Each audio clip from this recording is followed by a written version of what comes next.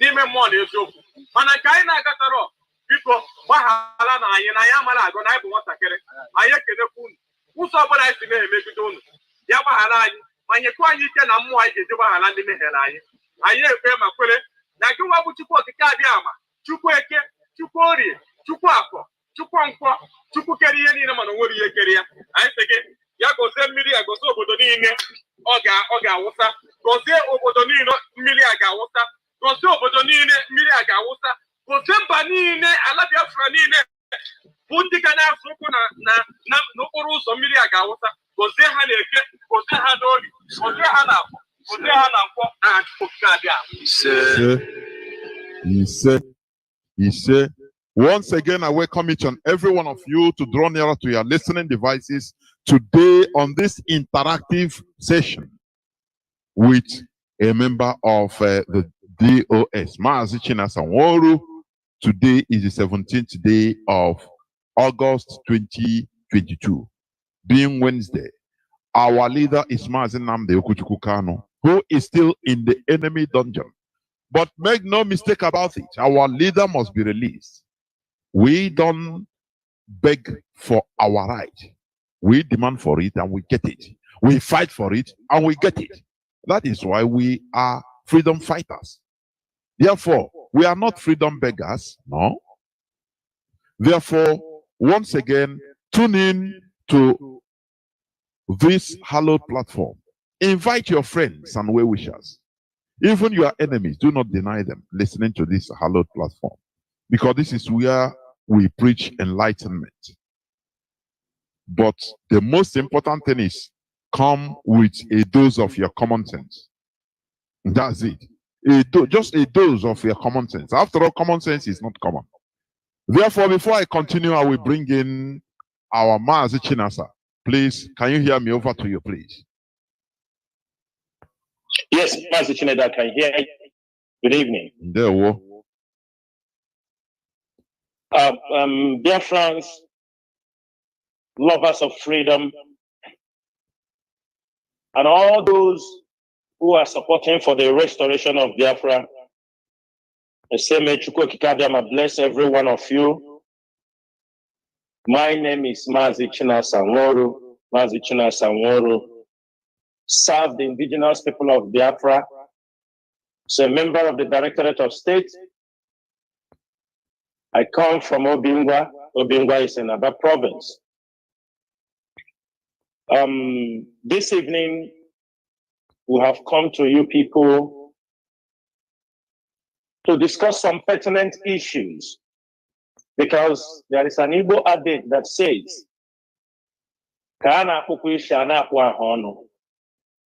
as we are fighting for our freedom, there are things our people need to understand. There are issues that need to be clarified. There are things they need to go back to their houses and think deeply. Because sometimes we are fighting for freedom. At the end of the freedom, when we come back home or when we restore Biafra, everywhere will be completely disaster. And that we do not want. Biafrans have suffered a lot. We have been misinformed. We have been let down. History has been hidden from us. And realities have deluded many of our people. For that reason, I come to this platform this evening, Mazi Chinasa. We want to educate our people on certain things as we are fighting for the restoration of Biafra. These points we are going to discuss this evening are some of the things that hinders many of our people not to fully participate in what we are doing because they are being misinformed. People are giving some fairy tale stories, and you find out that those stories at the end of it, if you look deep, you find out that they hold no water, and there should not be an excuse for anyone not to fight for his freedom. For that reason, Mazi Chinasa, I will hand over the mic to you so that we can pick up from here. Thank you so much. There is no much preambles on today's program because we go direct to the business of the day. There is this issue concerning when you look at right from time, you see that the caliphate, the Fulani, politically they call themselves the North, which is not true anyway, because the Fulani, they are in control, so they use any name they want. When it comes to rallying people politically, they use the name North.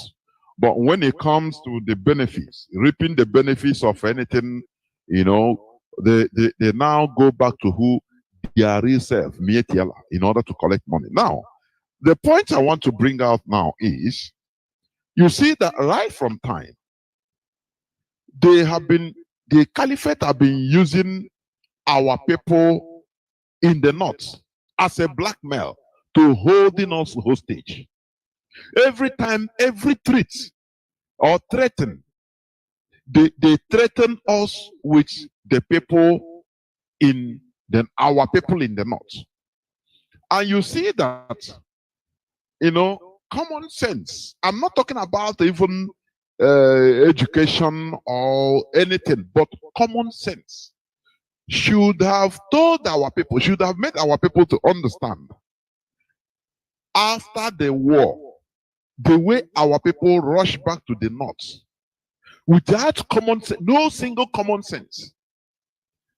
Although in many of our individual homes, like that of my own, my father told us right from time. I was born after the war anyway, but my father told us stories that any person, any of his sibling, son or daughter that is investing, doing anything, landed property in the northern part of Nigeria, know that we are not one. That one, I know it right from time. That is why no person even wants to do anything apart from, let me say, Igbo land. So that is common sense. But you see, millions of our people still rush back. And this thing has been a very, very big blackmail. You see, even right from time of recent, they have been threatening. If there is anything, you see during Okorocha, is it Okorocha time, when when Fulani terrorists were arrested in large numbers.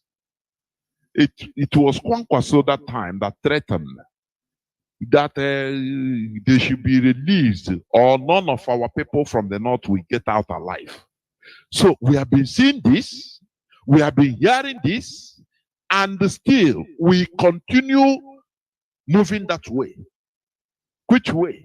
Staying in the North. Now I want to ask this question. Really, what is the benefit of our people being in the North? What is that benefit? Let us talk about it, please. Is it that North makes them richer? What is that benefit? Let us come to that, Mazi, please. Yeah, Mazi, thank you so much for this. Is this a very good introduction to this topic? What is really keeping our people in the North? Mazi, I am those who happens to be in the North. I studied in the North before I traveled abroad. I have been to many parts of the northern Nigeria, some for a couple of short time. The only part of Nigeria I could say that I didn't visit before I left Nigeria years back. It's only Sokoto, maybe Sokoto and those Zamfara area. But I studied in Maiduguri. I also, when I traveled abroad, I was also sending businesses to Maiduguri. I was exporting from China to Maiduguri, to Nigeria, doing some business in Maiduguri before Boko Haram struck heavily. And I can tell you one thing, it has been of blackmail, deception. Yes, nobody can disagree that our people do not have businesses in the north. Anybody tell you that we have businesses in the north, that person is lying. You, Abuja of today. As many people from our region who have traveled to the north, most times they don't return back. If you ask many families, I have an uncle, I don't know if he's still alive. I have an uncle, I was a kid, I used to hear about his name. Then when they said the mom, after the war, the mom took them as a and moved to the north. Fortunately, one of the sisters is from her I went to study, and I went to the north. I saw that our uncle, I saw him a couple of times. He used to, if you ask him, he says in Bama. He never returned home till today, since after the war. But these are some of them, are some of the people who we have people in the north. They have never come home. Mazi, I know many of our people who are living in the northern part of Nigeria, they can stay 7 years, 8 years. They have never visited home. I can tell you that. They can only come home when there is burial or anything, somebody died, they follow them. I know many of them, they have never been home. Most times, these are the people, we have people that are doing business. I did business, even though I didn't go to, but I have friends who are businessmen. You can easily value the type of business they do, the goods. You can value many of them. Now, because of this type of people, they have used them to threaten us in many occasions. And there is no way we can compare this without bringing the Fulanese into the picture. Because that is what they are using always to equate what we are doing. They will use it to equate, oh, if you do this, the people. Let me tell you something. In Nigeria, as long as we know we have different kind of people, different ethnic groups, wealth is not being measured by caste, by other tribes in Nigeria. In Nigeria, it is we Igbos. It is we Igbos that, especially this generation, because we know before this generation, people equate wealth, like farmers equate wealth, all those kind of things. People have things where they value as wealth. They can give you a title based on that. Now, or in trade, in export, all this kind of oil, palm oil, all this. But these days, the kind of business our people engage, this, petty traders, buy and sell, only something to feed themselves. These are the people they are always using to threaten us. I can tell you something here, Mazi. If you look at the Fulanese does not measure their wealth. They don't measure their wealth by how many cars they have. They don't measure their wealth by how many houses you built. Sometimes our people, I can say, oh, how many Fulani build houses in Igbo land? Their wealth are not measured by those things. They don't measure their wealth with those things. You can buy your car, you can see a Fulani man A multi-millionaire go in a simple car, not Bentley, not Mercedes. He don't even care. So our people are always comparing to themselves. Businesses, they will come. They Ohanese or these politicians will tell you, no, we have our people in the north. But let me give a little analysis on this, our people in the north. In as much as we have a good number of our people living in the north, but I want you and every other person that is listening, go and make a research. Make a solid research on the businesses they are doing in the north. Go and make a research. They pay rent. They live in that place. They import their businesses down from the east also. You go to the shops. If somebody, most of them, there are, of course, there are rich people, but most of them you see doing these businesses, you go to their shop, goods of 500,000, goods of 1 million. Some selling, can see somebody tell you, oh, my business. They are selling beer parlor. With some bottle of beer. Just from hand to mouth. How direct. much do you think? From hand to mouth, Mazi. He's selling maybe with 200,000 or 100,000. He buy meat today, he cook. People come there, they gather, they drink beer, they do this thing. This is the business he's talking about. Some say, I am selling this clothes to textile. How much is the money? Now, you found out that somebody doing a business in the north with 500,000, he is paying tax, he is paying house rent, he do many things, but a Fulani, one cow, man, if you see some of those cows, like some of these, they are cows they were showing on social media last time, those big ones. These cows are sold at 500,000 naira. One cow that they put in our bushes is more than that business that Igbo man is doing in the north. Mazi, are you getting my point? Yes, and Mazi, the funny part of it, we continue, our people will look down on these people that no, they don't know anything. They will look down, thank you, they don't know anything. Let me say something, Mazi. You know, the Fulani people have been controlling the cow business for centuries in Nigeria. Even before the amalgamation of Nigeria, the Fulanis have been controlling, and there is something our people don't understand. Among the Fulanis, there is a ruling class of the Fulanis. The Fulanis have a ruling class. This ruling class, they call them the Torobe. Yes. I don't know if my pronunciation is very well. They call them the Torobe. Yes. That is it. This Torobe, you found them mainly in that Sokoto region. They control all Fulanis, not only in Nigeria, in West Africa.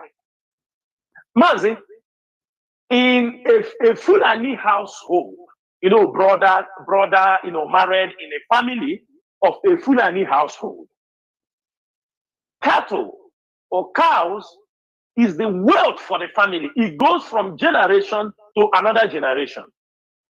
In a standard family, in a Fulani standard family, brother and sister, in a one family, because they own these cattle as a household. Minimum, each family owns minimum of 1,500 cows. 1,500 cows. Mazi, I'm telling you, it is not that if you don't have, they bring you in the family and they will give you a share from the cow. Sometimes the family, they will say your own is 50. You are just coming on. That is how they set up families. Mazi, calculate 1,500 cows at the rate of, let's say, 300,000. Mazi, let's calculate 1,500 cows at the rate of 300,000. Mazi, we are talking about 450 million. worth of naira in a family, a household. You see them walking around. While in a family in Igbo land or in Biafra land, maybe one person is the person that have that money. Everybody in a Akanon only. We get small money, we come and mold block. We don't even use the money to build the businesses. We only get small money, we mold block. We get small money, we mold block. Mazi, yes, the Igbos, they are known for businesses because of the large number of the Igbos, the population of the Igbos. But we cannot, because of these things, because especially in the north, you go in the north. Mazi, say for example, go to Sabongeri, I have been to Kano. Yes, they build houses, people build all these things, but you forgot that houses also depreciate. Even you are collecting money. Remember that a family that have 1,500 cows always in 6 months' time, they are breeding, they are increasing. They are increasing. Let me not I'm gonna go there, because there is something you said now, which I also want you to dive into. Why is it that, why is it that in our land, like we the Igbos, we cannot build businesses, generational businesses? Just like the Fulani, they succeeded in making this their business. Like before, our business, the way we know wealth in our land is SAG. You see person with a Obaji, is a big young farmer. Now we didn't develop that trend. We didn't. We destroyed it. Did not. Looking for paper money. Once you hustle for 1 year, you come and buy a car and come and flash your home that you get. That is it. That is it. Whereas the Fulani, they can maintain. Father will pass the cows and goats to the son, to the children, and they continue multiplying it. They will tell you for centuries, their great grandfather, they continue building on that. Whereas we cannot. Why is it so? Mazi, do you know why the Fulani in Nigeria we're saying they are 10%, 10% or what? You 10 million. Okay, let's say 10 million. As they are not up to the 2.5% of Nigeria population normally. Less than 2.5, yes. Mazi, less than 2.5. And they are the people threatening the existence of people over 70 million. You can imagine that. They are, even in the whole of West Africa, the Fulani is not up to the population of Biafrans. Are you understanding me? Even in the whole of West Africa. Fulani in the whole of Africa is normally estimated at highest, maximum 25 million. Highest. 25 million, yes. Highest, Mazi. But because of their way of life, their business model, their wealth, that's why they have controlled this cow business for centuries. Mazi, let me tell you something. In the late 1980s, let us talk the one. People will say we are talking about century. Let's talk about from 1980. The Fulanis have dominated already in cattle production in Nigeria. Are you understanding me? They have. In 1982, there was a survey by livestock, Nigerian livestock team or what? There was a survey they did.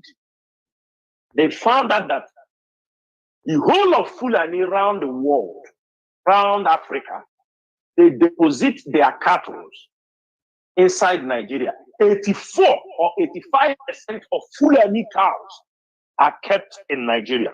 84 or 85. This is as of 2014.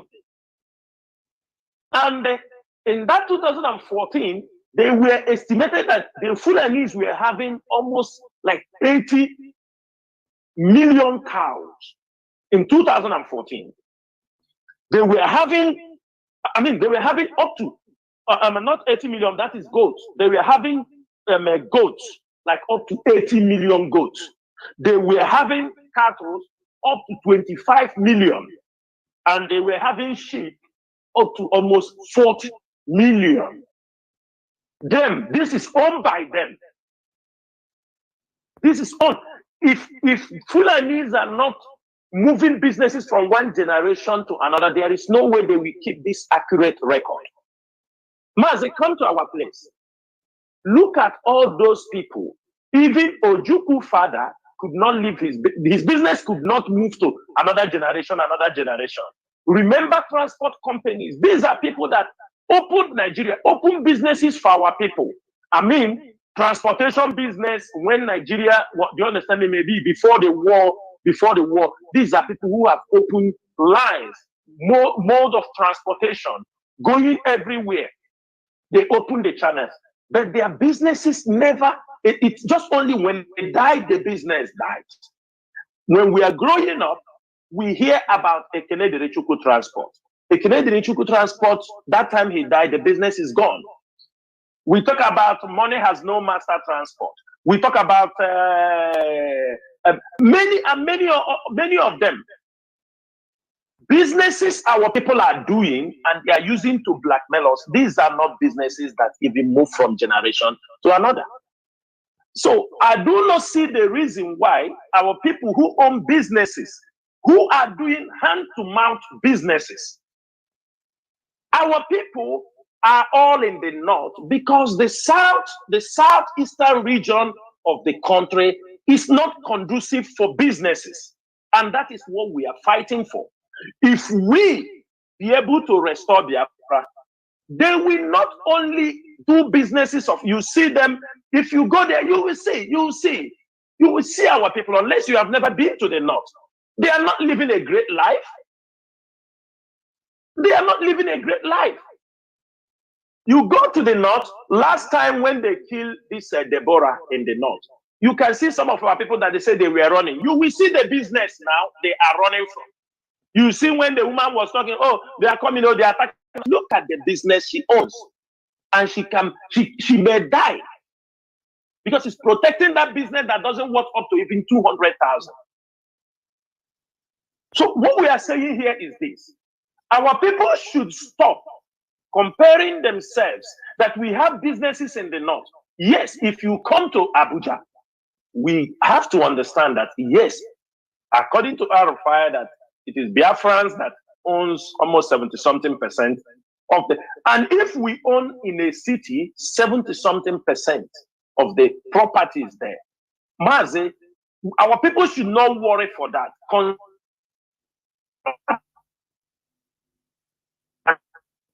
You are not going to lose it. At worst, if they give you taxes too much, you sell your property. Mazi, Ethiopia, Eritreans divided from Ethiopia. And they had their people were having many Eritreans were having businesses in Ethiopia. They didn't lose all their properties. South Sudanese were having properties also in Sudan, in Khartoum. They didn't lose all their property. Talkless of this majority of our people in the north, who are always they are using to threaten us. That I remember your people in the north. If we look at really those in the north, what are they doing? What are they doing? Go and make your own research. So because of this number of people who don't even come home, some of them will never visit home, some of them will never come home. Because of them, they are now holding us ransom. When you talk, Ojo Zakalo will come out and tell you our people in the north, or Haneze will tell you our people in the north. During the time of Jonathan, our people killed in Kanu.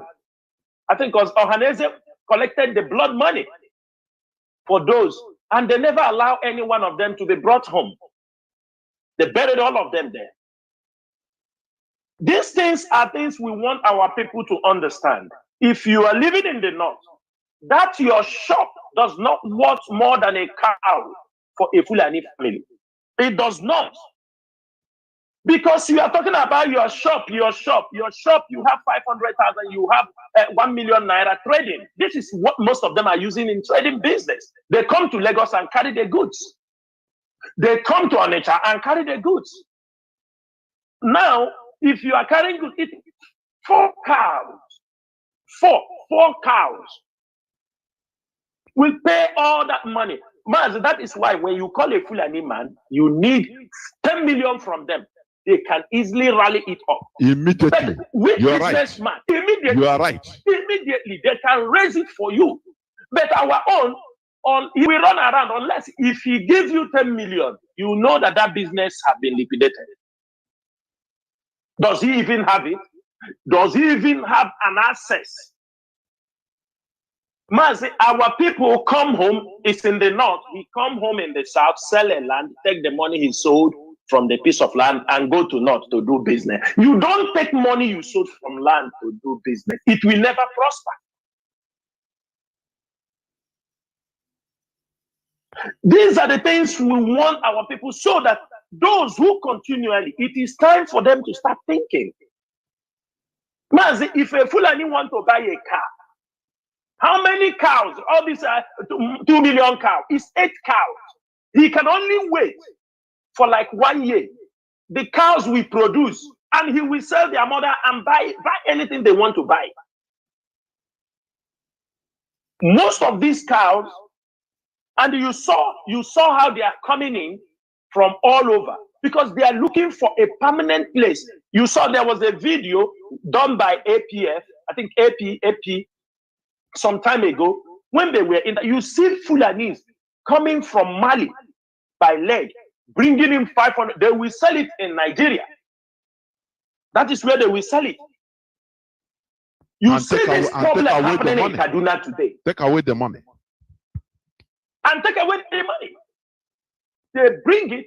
If you watch that video, you saw the man say, only Lagos in 1 week, 200 trucks of cows. 200 trucks of cows just bought from the Fulanis. 200.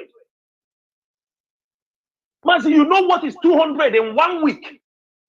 The number of cows, 200 long trucks, 200 consumed every week. And our people are still talking about we have businesses in the north. There are people in this life we are. Even if you come to this part of the world where I am living, in this Arab nation, Mazi, yes, they have cars, but their wealth does not lie on those cars. You will see an Arab man, he will tell you he has 500 camels, 1,000 horses, not cows, their own wealth. Mazi, there are some camels, I'm telling you, they will tell you this camel is 10,000 KD, worth $30-something thousand. A camel. The one they eat are this camel they bring, there are some white camels they bring from Australia, all these things. I mean, these people kept their wealth. We have nothing to keep our wealth. In Biafra land, we have nothing. Mazi, there is nothing. In family, there is nothing. We have nothing we can say our wealth lies here. It has been bastardized. Mazi, if you go to many countries, some countries like Australia, they are exporting meat like nothing. This is where their wealth is. Some countries, if you go, is agricultural product. If you go to India have the highest number of producing what they call it, mango. Any type of mango. They are #1 in the world. The oil in our place, this is not, because everybody fighting. What do we have? What do we have as a people? They have destroyed the yam. They want to destroy, even we practice horticulturist and agriculture as they call. You just farm the one that will feed you and your family. Then our people in the north are also holding us on ransom. They are using them to hold us on ransom. And that is why we're coming to this program this evening, to let people know. People should not come and tell us, because if we continue looking at our people, if our people are really doing businesses that worth it, the North will not allow them. What they are doing is services for them. The wealth does not lie in all those buying and selling. And in most cases, our people are only some businesses our people do, it's also our people are those they service with their business. When you open a beer parlor, where it's Igbo people, you open a motel, it's our people coming there to drink, whale, all these things. Of course. That is it. There is no production. It's just like There is no opening production. Mazi, just like an Igbo man who is a pastor that owns a church in Sabongeri. Who are the customers? It's still Igbos. Who are the members? Who are the members? Yes. So it's our people. Yes. Mazi, if you watch, we say we are doing business. Do you know the North we import more goods from the North to our place than what we send up? Are you aware of that? Are you aware of that? Mazi, tell me what we are exporting to the North. Just tell me. Think what we are taking from, if not from spare parts. Is the spare parts belong to us? Are we not bringing them from outside? Is it not important we are importing them? What do we have naturally that we are exporting from the south, from the eastern region to the north? These people bring in the onions, they bring in the tomato, they bring in it's now that people have started making, planting of cucumber. They bring yam. We were having yam before. They have destroyed the yam business in our place. They are importing their yam. They are importing their cows. We say we take spare parts, we go there. We take their parlor, we go there. Are we even reasoning at all? I want to understand. You go to the north, you open a church. It's our people will attend. You build Anglican church in Medugri. If you go there, it is all Igbos attending it. Look at Owo attack, Owo terrorist attack. More than 80% of the people slaughtered are Igbos. I was shocked when I saw the list. Yes. But they will tell you it's Mazi, not only in Owo. Mazi, not only in Owo. Go to Medugri. Go to Yobe. If you hear Catholic Church, you hear Anglican is here. Everybody, 99% are all Igbos. The church that the HAUSA people goes, you will see them this you understand me? These are evangelical Baptist church. You will also know. Our people, do you know, Mazi, our people go as far as the Chad Basin from Medugri to bring Gamborungala to bring dry fishes. Dry fish is coming from that area. You will see trucks, people from Delta State, Isoko precisely. Many of them are doing the. So what I'm asking, we are just a consuming people. So if we are all consuming, carried away that we have a business, why we don't have the business? Mazi, why can't our people come back, set up these businesses? Because why? If you want to build a nation, these businesses you are building outside, if you can build them in Biafra land, you can grow. You can even beautify now you can even take loan in your own place because this is your place. People knows you are born here. People knows everything about you. Because every time our people tell us about business, we are in Medugri, we are in the Kanu, let us go, send people. If you are in Kanu, you are in North. Look around the business you're doing. How many cows do you think it was? How many cows? How many trucks of onions? Spare parts. Are they buying it every day? But onions, tomato, cow, meat is being eaten on a daily basis. Yes, daily basis. On a daily basis. Even goats. You come to Biafra land now, we have no goats of our own, no local breeds. You see them talking, we are doing, you are selling glasses in Medugri and all this, and ask yourself, how many times are they buying the glasses? How many?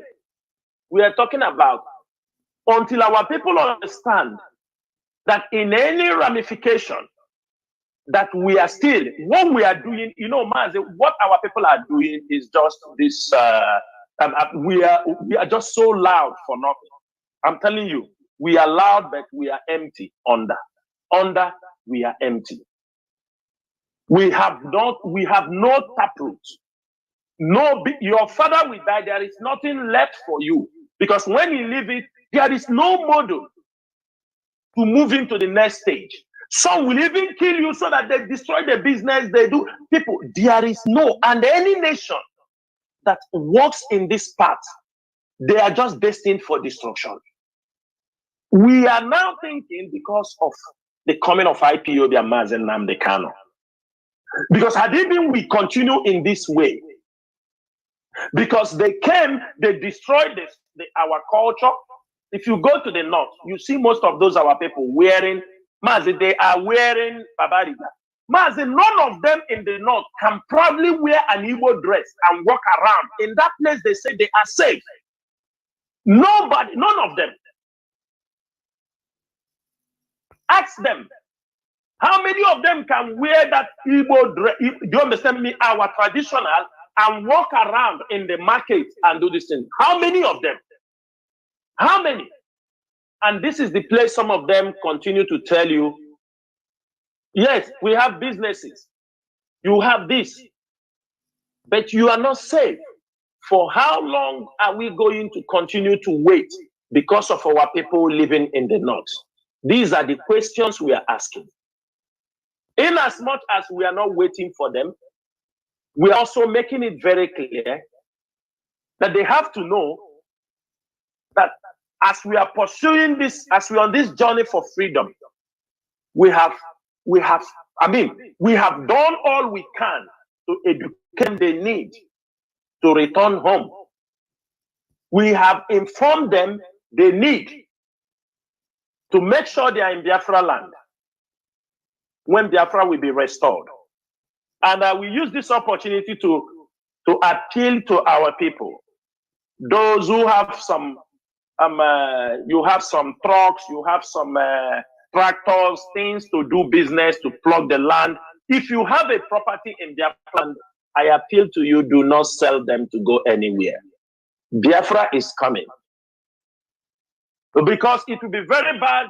You sell those your properties, or you sold them, you travel out.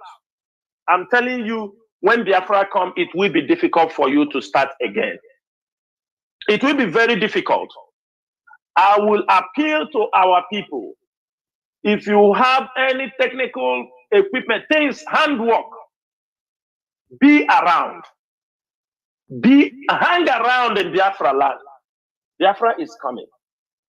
And we are not going to, why we are making this program is for people in the north to understand that after a careful study of what we have seen, that in any ramification that the north is still on a higher advantage than us, that they cannot use them who are in the north to always bamboozle us, why you do this, why you don't, people in the north. We are not. The number of the northerners living in the eastern region is little, but they're bringing everything into our land. They are bringing granite, they are bringing maize, they are bringing. I mean, companies, brew wheels that are being supplied with all these things. Most of these brew wheels, they are taking their industrial goods. They are taking it from the north, but you don't know. They are importing them from the north. So all these spare parts they are telling us, every time they tell us spare parts, as if we are producing spare parts. We're not producing anything. We are the ones suffering. You go to abroad, cut, do the labor, cut the car, bring it, carry it on the ship, fight through the customs, do everything, bring it, then you still carry it to the north, to their doorsteps. And you still live in fear. Some of our people in Kanu, they are still selling drink. Upon they see they are destroying it. But if you ask him tomorrow, you say, our livelihood, our business, because he's selling their palo. What we are saying this evening It is time our people reason and stop this comparison. Do not compare. This Fulani man is not, he didn't build car. Yes, it is not their way.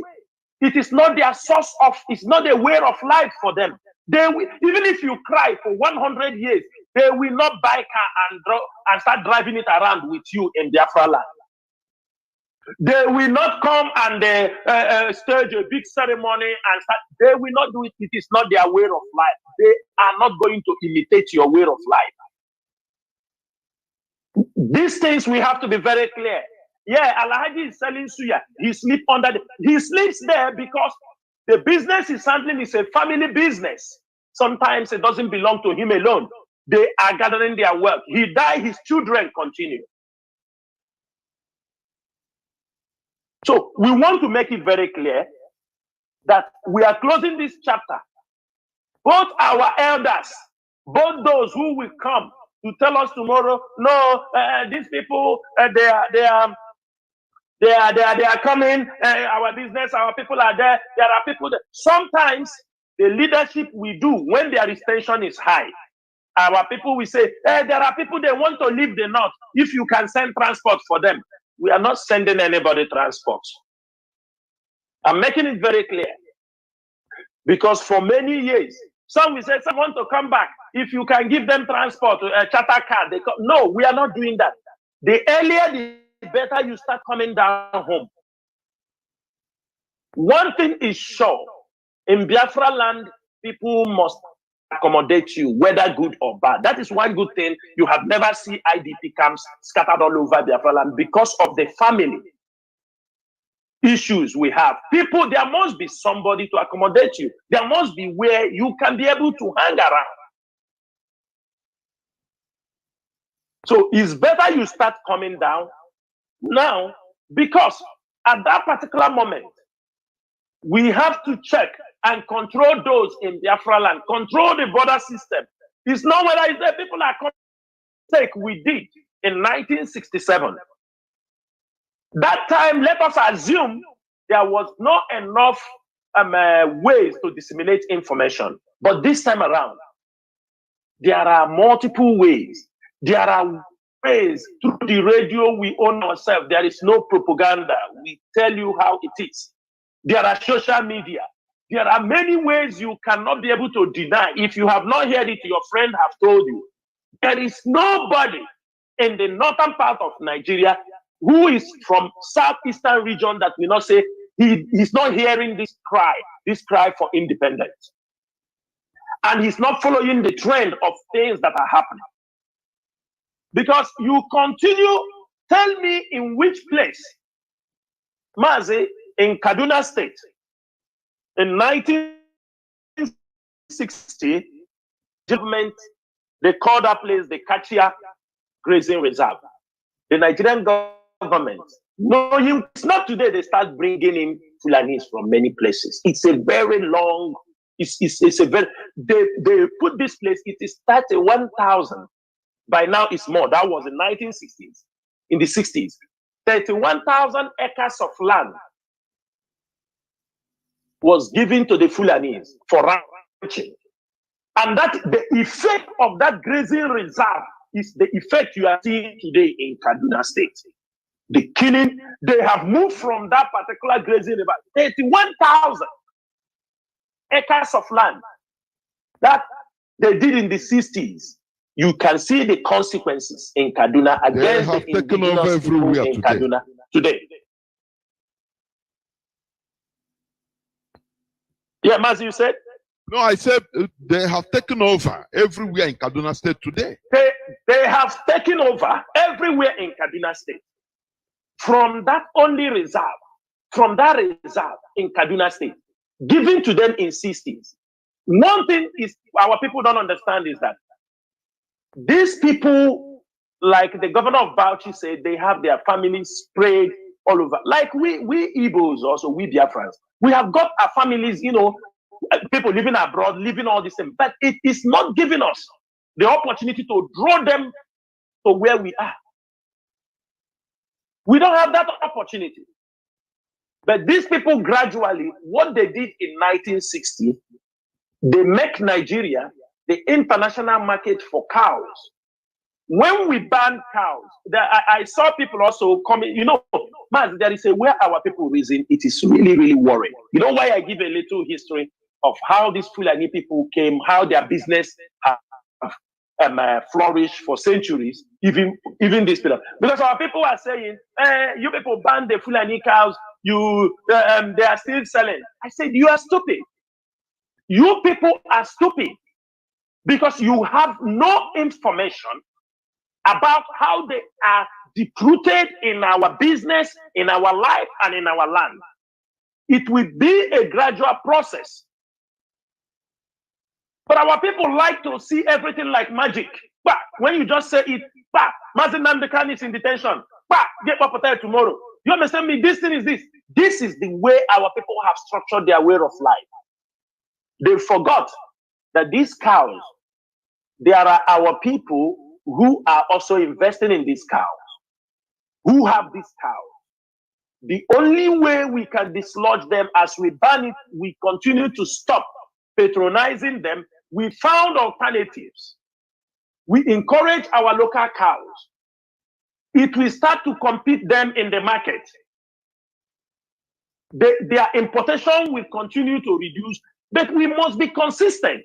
It's not after 1 year we stop our local cows production again. It must be consistent. Something they have done for centuries. For some who don't understand for centuries, let us talk about from the 60s, even before the Civil War. They are in control. In control. Until they realize this is also a means we can use. After they have studied us, they feel they have destroyed us. Then now they start to impose. They feel we have been here for a long time. We have learned their language. We have done this.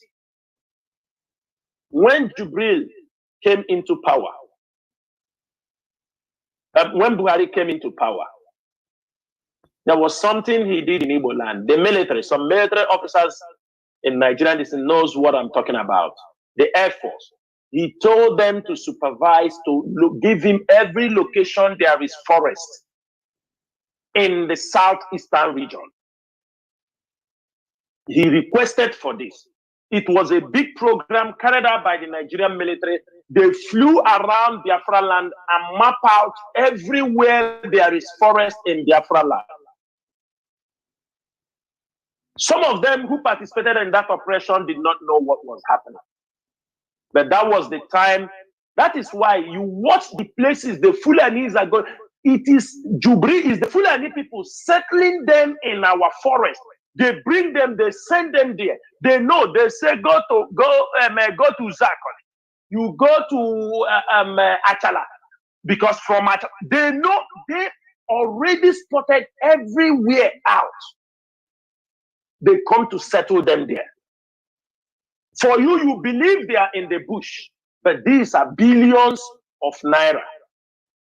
Imagine, Mazi, imagine sometimes people, our businesses, I'm not saying that it is right or it is good what happened. For example, some market will catch fire in the north.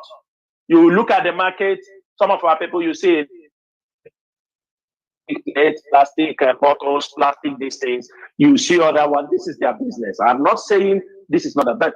When you calculate what have happened in that market, it may not be up to 200 million. But how many cars, and all of you are paying government tax. You are doing everything, and nobody compensates you when those things happen. But in our land, when Fulani cows destroying your crops, rape your mother, rape your sister, or some of our wives, after raping them, if you are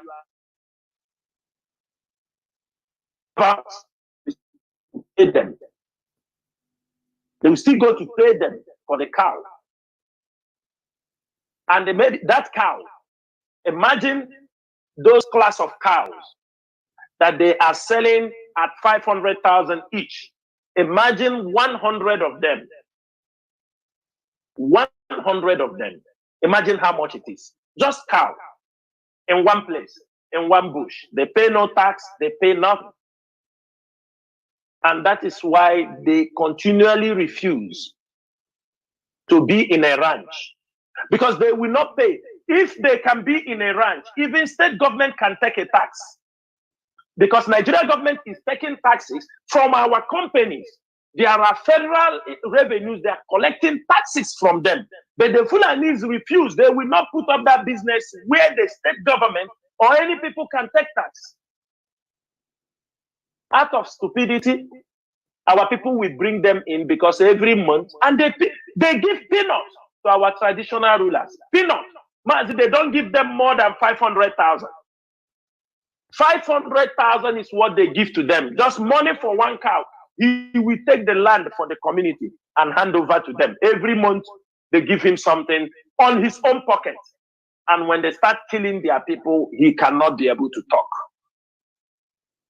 Our people in the north burn down their businesses. Nobody speaks for them. Why are they nobody? Because they saw what they are doing. The business they are doing there is nothing. It's nothing. It's not our people control. Mazi, you go to the north. Go, for example, in the market where our people are selling soup, food items. Is it not our women there?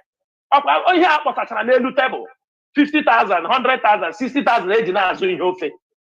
Because of that person, you are telling us that we should not fight for our freedom. If you ask him, he say it is my business. Business of 50,000 naira or 100,000 naira that you are setting up. Because of that, I don't mean that, but what we are saying is take this business, come back home. You will still flourish in your land. Because if you continue, you are jeopardizing even your children. For you now, you feel safe. Your children, at the end of the day, they remain there. You die, they don't come back. They don't even know the way to their houses. They don't even know. Like at the beginning of this conversation, an uncle I told you, maybe they said they took him when he was like almost 10 years or what. He never returned back. Even now, I was the one who even have a contact with him. He had a son there. When I was in Meduguri, I had a son. We don't know even maybe if he's still alive or just this is the way. And we are waiting for this kind of people. When we talk, we say, oh, our brother is in the north. Oh, you don't know if he's coming back or he's not coming back. Mazi, these are the things we want our people to understand. In case you have anything to say, yes, I'm still here. Mazi, there is this issue, like, you know, when you see, because now I'm trying to compare the Fulani, their way, their behavior.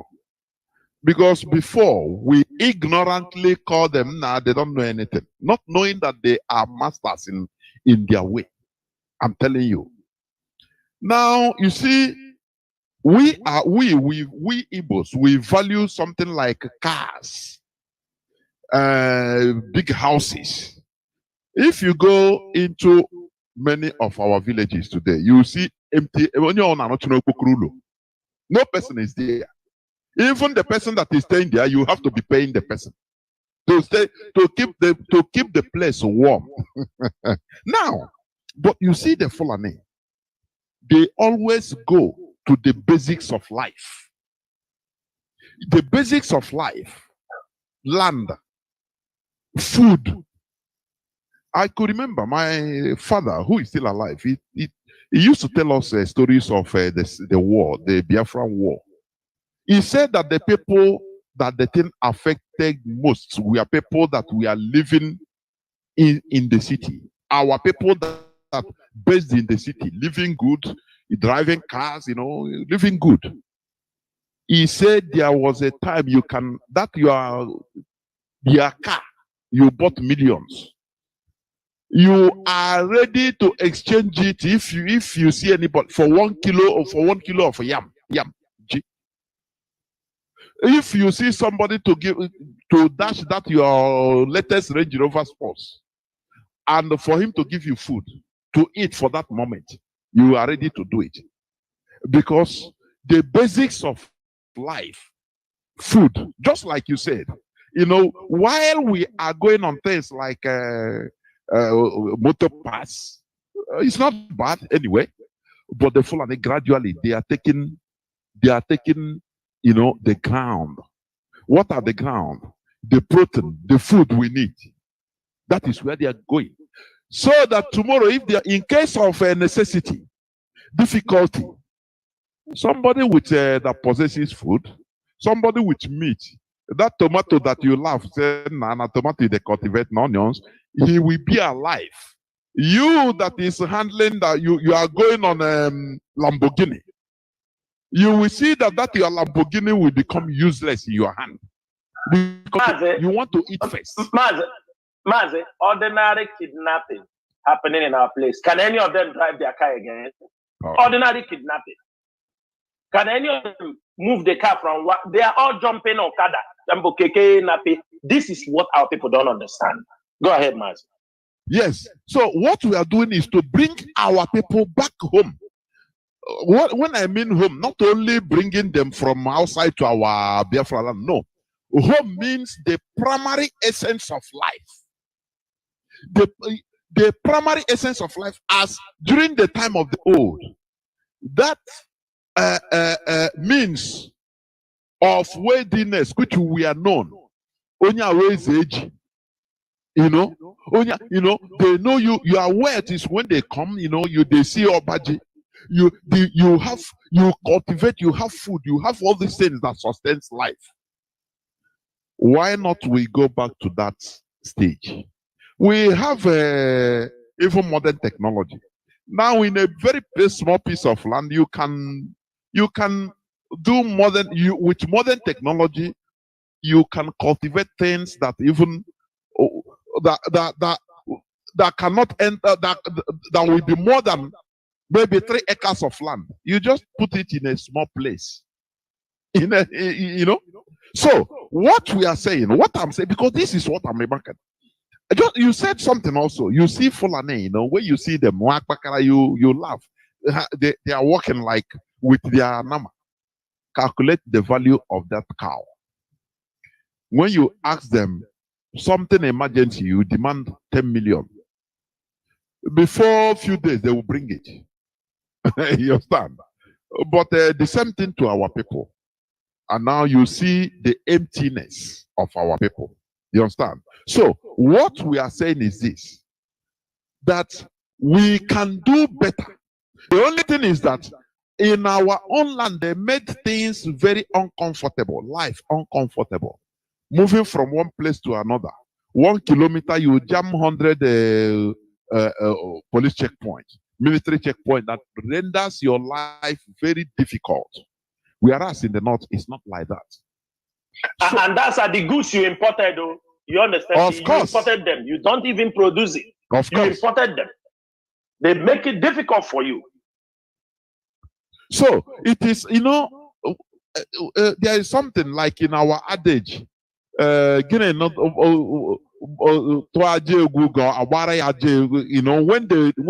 the tune of music changes, you change the dance. That is how our people we should be. Not doing the same thing at every time, the same thing, the same old system. They know us within our motor pass. Sometimes I become annoyed. Oh, we are traders. Oh, motor pass. Hey, pass dealers. Which kind pass dealers? This thing I see now as insult. Whereas people, you see the full they are dealing Mazi, with the primary thing. Mazi, it is. Mazi, let me tell you, in this part, like we are saying, things are changing. Okay? In this part of the world, mechanics, that time they will say mechanic. In this part of the world now, nobody wants to be called a mechanic. They prefer you call them car technicians. Oh, yes. Because yes, now they call them car technicians. Yeah. You understand me? Because cars have moved out from those manual way and now become electronic, the dashboard, everything. Somebody will tell you, I'm looking for a car technician because you'll be able to diagnose with computer, but our people stuck in that. And most times, go and see the shops, Mazi. Go and see the shops. What is there? Everything is imported. No one can be said, shoe imported, clothes imported. Look at these clothes they go to Turkey to bring. These are the things, and our people bring it. The Northerners don't wear them. I think you know that. We go to Turkey to bring goods. go to China to bring goods. Most of those goods we bring in, the clothes, it is still consumed by our people because the Northerners completely depend on those their fabric and so their abada. Do you understand me? And those their caps. That is what they depend on. So everything we are running around, we are serving our own people. We are serving our people. You know, it's like you see some pastors, like Kuwait or Dubai or anyway. You say I have a church in Dubai. But I ask them sometimes, tell me one person from that country you have. It's still our people. It's still our people that are it's still our people. Our people that they start dragging. Come to my church. Come to my church. Come to my. They have never been able to change to bring one Arab. You understanding me to Christ? After all these years, they are making noise, binding. This is what our people are supposed to understand. Who are your priorities? Who are your targets? If it is only our people you target because of them, you go, my brother, do it at home. I was talking to one person. I told him, you come to the Arab country for 20 years.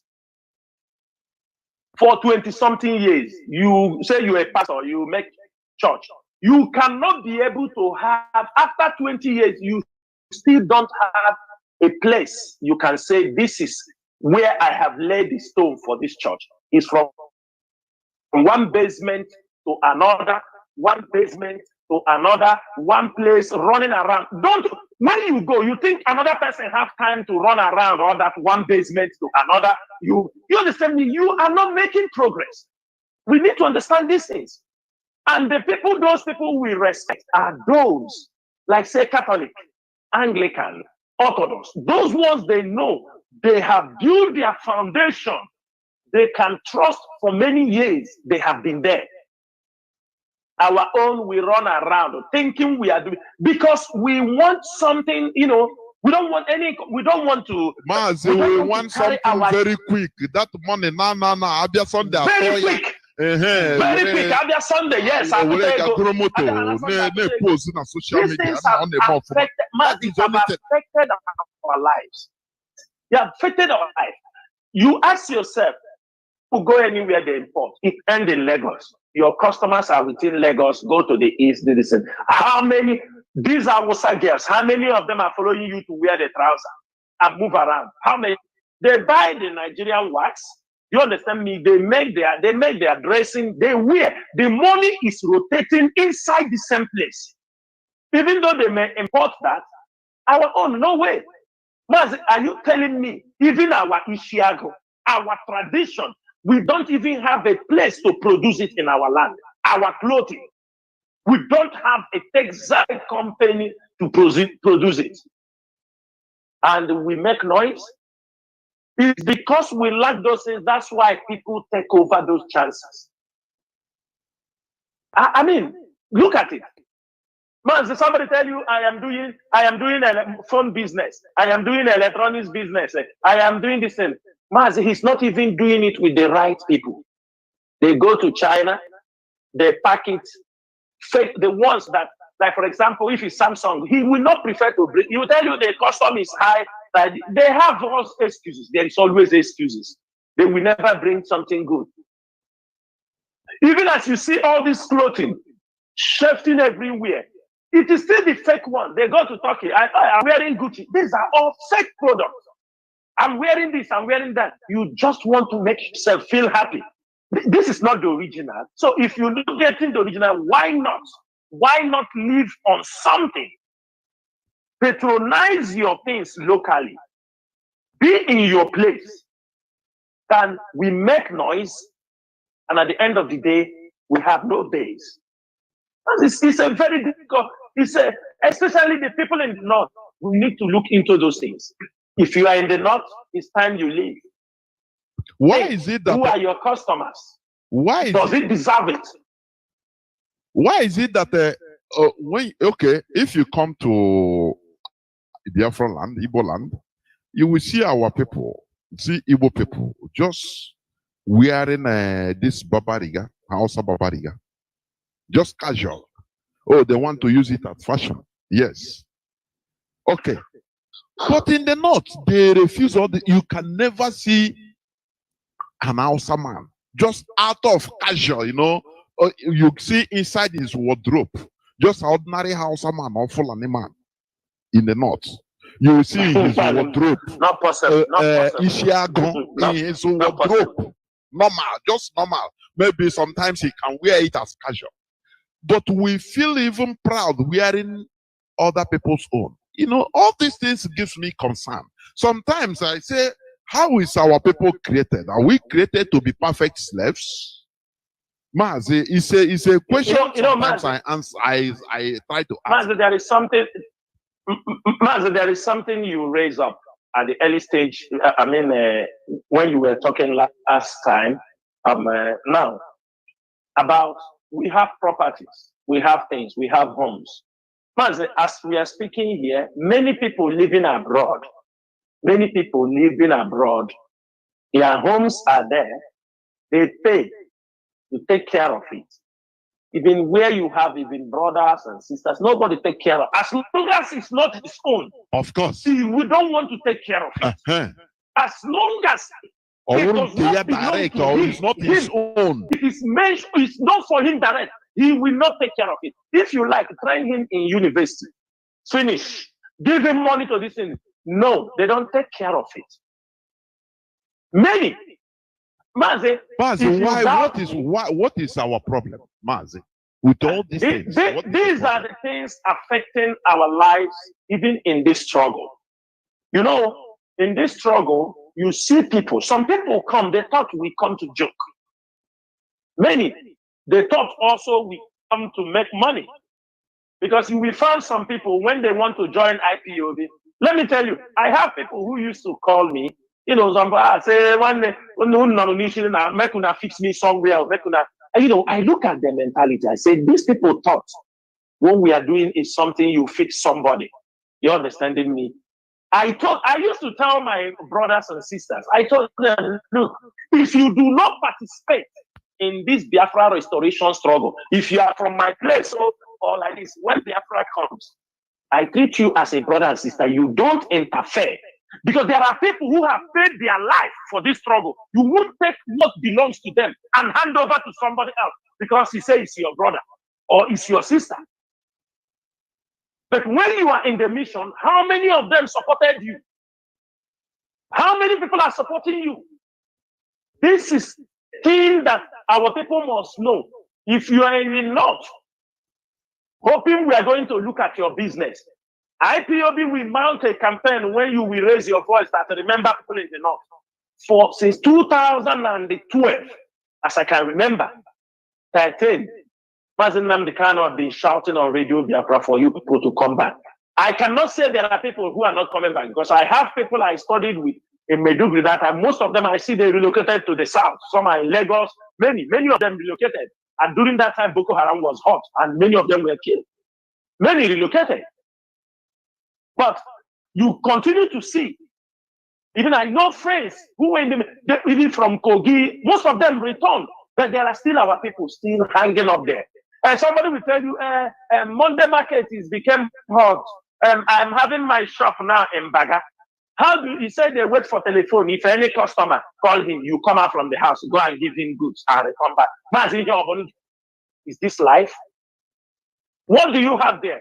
You have a building? No. You have a car? No. What are you doing? What are you doing? What are you doing? Because food is cheap. What are you doing? This is a reality our people must face. We must face that reality. And our people should remove the mentality. Mentality that, oh, if it doesn't belong to me, I will not take care of it. That is the biggest problem we are having. That's why we cannot keep a business move from one generation to another. Almost every family in Ebola, they don't care. If your thing is spoiling, even if you want, oh yeah, bro, okay, they will give you bill. Oh, say, oh, if you don't send money, oh yeah, come and take care of it by yourself. That is a mentality. Mazi, sometimes, you know, every time here I say our people, we are still primitive. We still have that primitive character, all those bad ones. The good primitive character ones. that we should imbibe, we leave it. Yes. But we continue on Leave that it. bad ones, the bad primitive behavior. We still retain it. Mazi, go on, please. Yeah. So, Mazi, that is the most important thing. We want our people to understand that you don't have anything in the North compared to what the Northerners have. The Northerners have a lot to lose than we. They have a lot. And they should know, if Biafra comes tomorrow, nobody's going to stop the Northerner not to bring his, if he want, this is trade relationship. It's different. When you restore your nation, there must be trade relationship. Whether if it doesn't happen in our present, it will happen in the next generation. Or this is normal. It's life. We must put these things into consideration. At the end of the day, today, this generation can say, after the restoration of Biafra, we said Fulani will not enter Biafra land. These are false propaganda. Don't think it's going to be a permanent. These are false propaganda. Anybody telling you those things is lie. And if you are thinking in this way, you're also telling yourself lie. Because when you restore the nation, the only thing you will create avenue. How are they coming? There must be a relationship.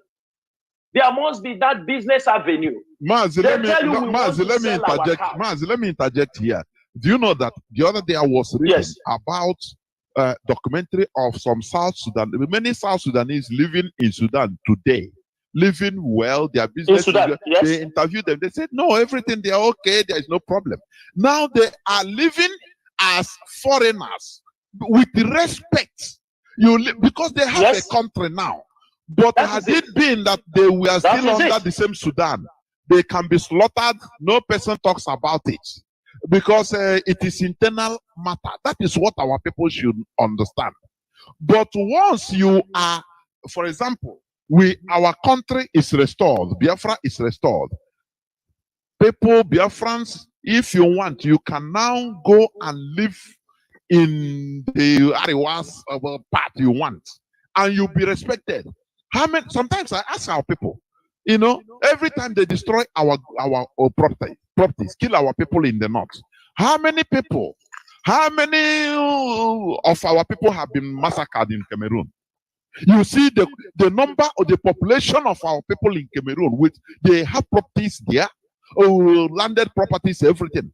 But have you ever heard that they targeted our people in Cameroon and massacred them? It's impossible. Because now it becomes an international affair. They come from other countries, for goodness sake. They have that ultimate respect. But the Fulani propaganda, they will continue confusing you. That is it. Mazi, please continue. Mazi, let me say this thing here. You know the Sudan you are talking about. I was once, you understand me, live in Khartoum. You understand? And I was in Sudan when the South Sudanese were fighting their liberation war. For their liberation war. I was not told. I witnessed certain things by myself. Like you said, today, South Sudanese, they are a free nation.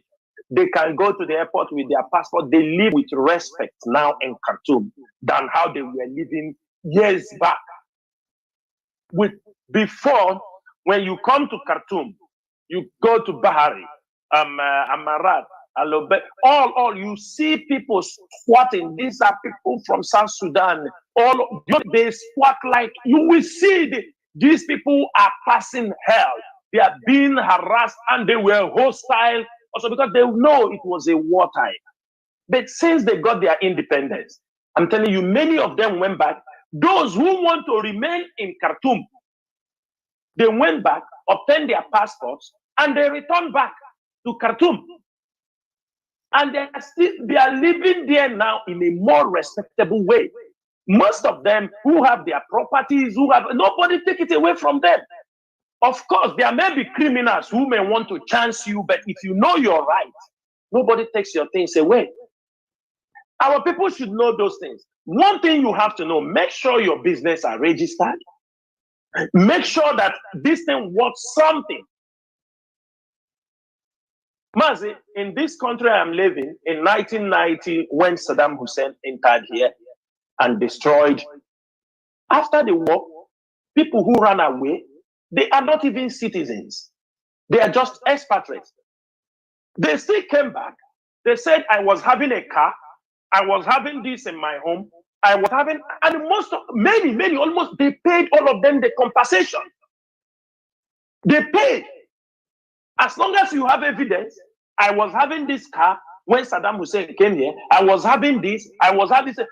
The government paid a lot of people. So I don't see who is giving our people this notion that if there is war, you understand me? And even the first 1967, 1970, when there was war, apart from Iguacha, everywhere our people had their properties, it was returned. Apart from Iguacha, the abandoned property. In Lagos, in many places, people fought and got their goods, their properties returned back. I don't see the reason why people ask that onye harando back, onye. Our people should learn. It is time to move. The business you are doing in the north is not more than they are doing in the south. The Fulani, the HAUSAs, their main consumption market is the southern part of Nigeria. That is it. Mazi, look at the rivers around us. Instead, our brothers in the river area have used bunkering and destroyed the land. No fish, nothing. The one they are committing also with one the foreign companies are committing. You can't find fish. You cannot, everybody now go to fish pond, which is not the best way, especially this catfish they are producing. It's just to replace. But we're supposed to eat fish from the rivers. But no fish. They are now bringing it in the north. They destroy everything. Our people are not thinking, Mazi. Our people are not thinking. Yes, we know to meet up the demand, that is why we are. Instead, on the high sea, the Chinese are traveling from China and come and make fishing on our river, on our international waters. They even step into countries to make fishing. But we can't even fish. There is nothing to do on that area. Sometimes you hear that the Chinese are having problem in Senegal where they are catching fish. It is only we, this our axis, that they use us anyhow. Our people don't know the wealth behind them. They don't know the wealth. Our rivers, even communities will not try to say, let us drain some of our rivers. They allow rivers to be covered by bushes and everything. And this is where lies the wealth of every nation. Mazi, many countries are making their money from fishing. From fishing. Japan, all these places, don't you see their trolleys around the world? Fishing, meet up the demand. Where are we getting our exporting? Well, every day. That belongs to us originally. We pay for everything. It's nothing we are producing. Say this is from us. Don't worry. Nothing. Nothing. Nothing. And it is very, very bad, Mazi. It is very bad. Dear Mazi, let us steer this discussion to another topic also. Of these combined topics, one, the way our people turn the burial ceremonies into feasts. When somebody is sick, for example, and the family needs money to get the person medical attention or cured in the hospital, hardly they can get money borrowed or lent to them by friends and well-wishers. But if that person dies, Mazi, the people are ready to lend you money to squander with you give them, what do you call it, maybe land or anything as what do you call it, collateral. So it's now a problem, and this thing now is making our people, you see somebody will die, he will be in the mortuary for months, if not sometimes up to years even. Mazi, why are we going into this situation? And how are we going to talk to our people so that we start reconsidering this? First of all, turning funerals into showcasing of wealth. Showcasing of wealth. Sometimes I used to say, there are things that we should learn from other cultures. There are things we should remove. Yes, somebody will say, no, it's our culture. I say, yes, no culture is perfect. There are some things, when you look at it, it doesn't match to the time we are in. It's outdated. Now we try one way or the other to remove it. If we see our one part of our culture that is no more, it doesn't match to the situation we are in, the current situation, we find one way or the other to jettison it. If we can learn, we learn. Look at even the Fulani we are talking. One thing I love with them, somebody died, they bury the person at the same day. With they wrap the person. Even you see high-ranking Nigerian officials. You see them that are Fulani, that are Muslims. That is one thing I also love them for that. They will just dig and put, because it doesn't matter. You bury the person with one car, anything, that is rubbish, bunkum. So all these things, why putting people that's supposed to be money, now they put them into another burden of debt. And also it leads to leaving our dead ones instead of burying them. Because you have to keep them to give them a very big befitting burial. Even if you go and borrow money, keep the person in the mortuary, and you see mortuary business is now everywhere in our land. I don't know. Sometimes some say, how do we say that we are even smart? I don't. Before I used to say it, but I don't say it again. That we both say I the smart. I don't say it again. I'm telling you, because if we all these things is things that we should be looking into. If not for the coming of Mazi Nnamdi Kanu IPOB, I gonna pushing, thinking that we are thinking that we are on top of everybody. We don't know that we are with the most stupid set of people. Why is he carrying out this primitive character? Mazi Chinasa, please, Mazi, I could remember those times when our leader would say we are the most stupid people, black people are stupid. If you post it on social media, people will get angry. You understand me? People will say, oh, he's saying that we are stupid, we are not stupid. But Mazi, like you said, we are not smart. I can tell you that. Mazi, even here, I used to tell people, I said, you say the Arab people, they don't know anything. They built Dubai. They built no Arab country, no country in the Gulf. If you see it, you know that these people are wise. When we try to shut down on them, these people are wise. They know what money is all about. They know. They know something that is good, they bring it. One of their leaders said like that. He said anything that is good, money can bring. He said, bring it here. Mazi, our people don't want to jettison certain things because for some people, it is their way, is their source of income. And if you don't understand it as fast as you can, then it becomes part of you. You know, when generator, people don't know that those who owns generator business, they are sabotaging Nigerian electricity business. Electricity. People don't know that those who owns trucks, moving from the south to the east, bringing cows, people don't know that this group of people sabotage also railway lines.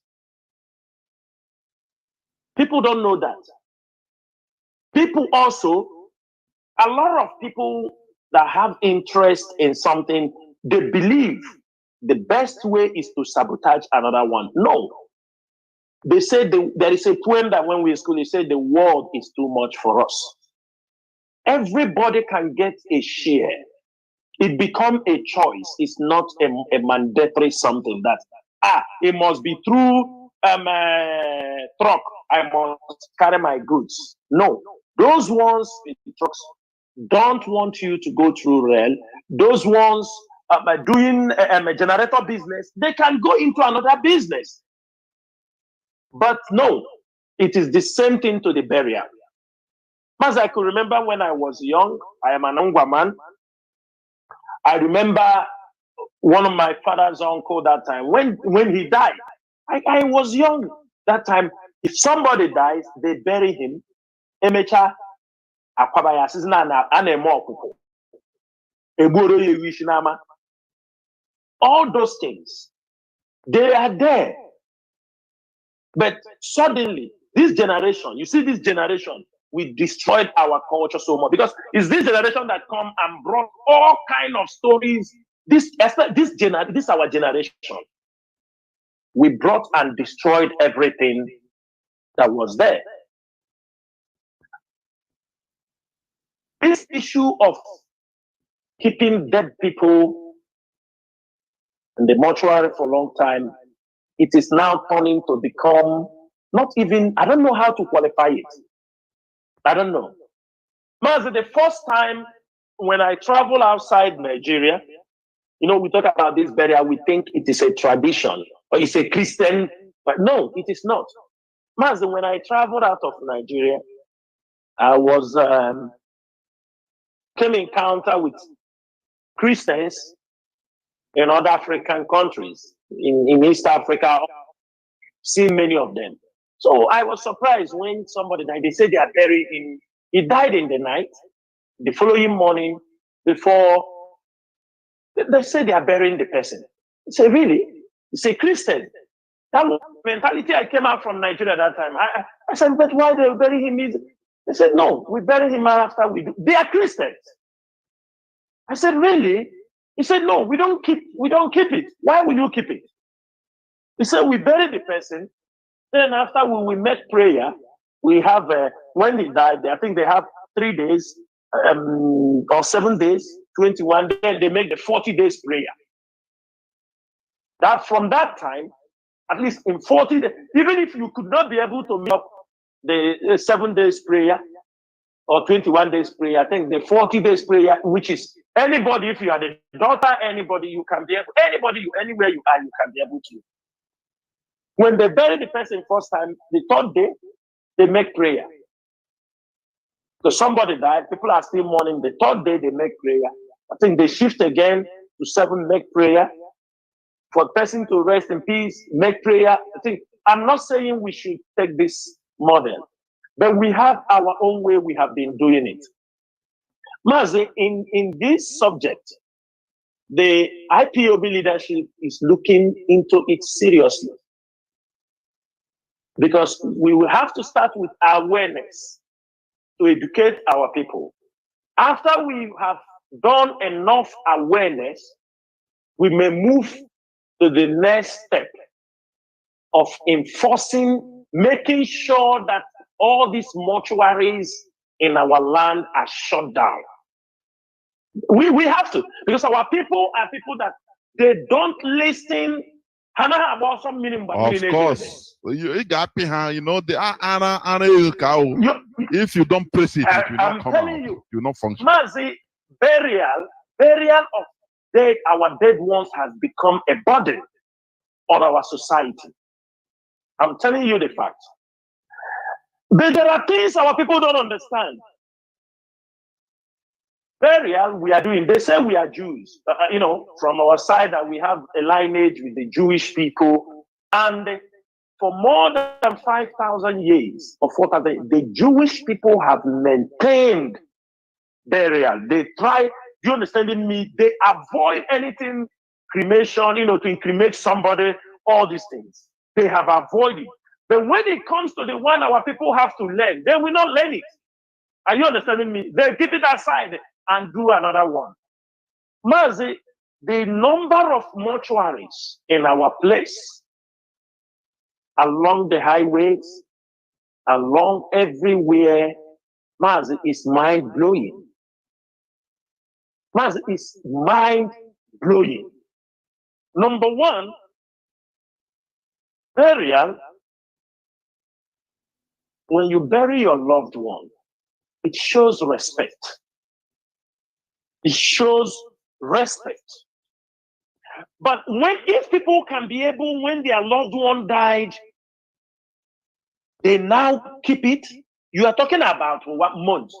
If you go to Akwa Ibom, people are kept for 3 years, 2 years before they are buried.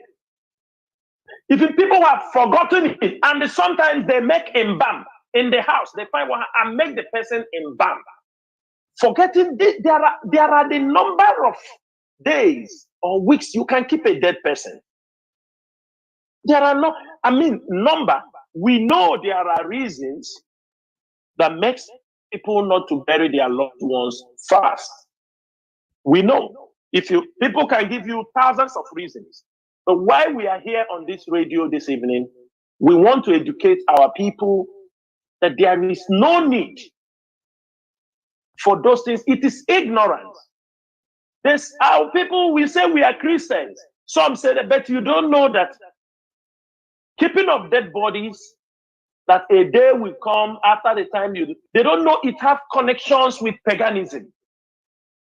It has a very strong link with paganism, that the church have not been able to remove themselves from inside. When somebody died, there are a number of days the person can, to bury him. If not, it will also cost, it will start to decay.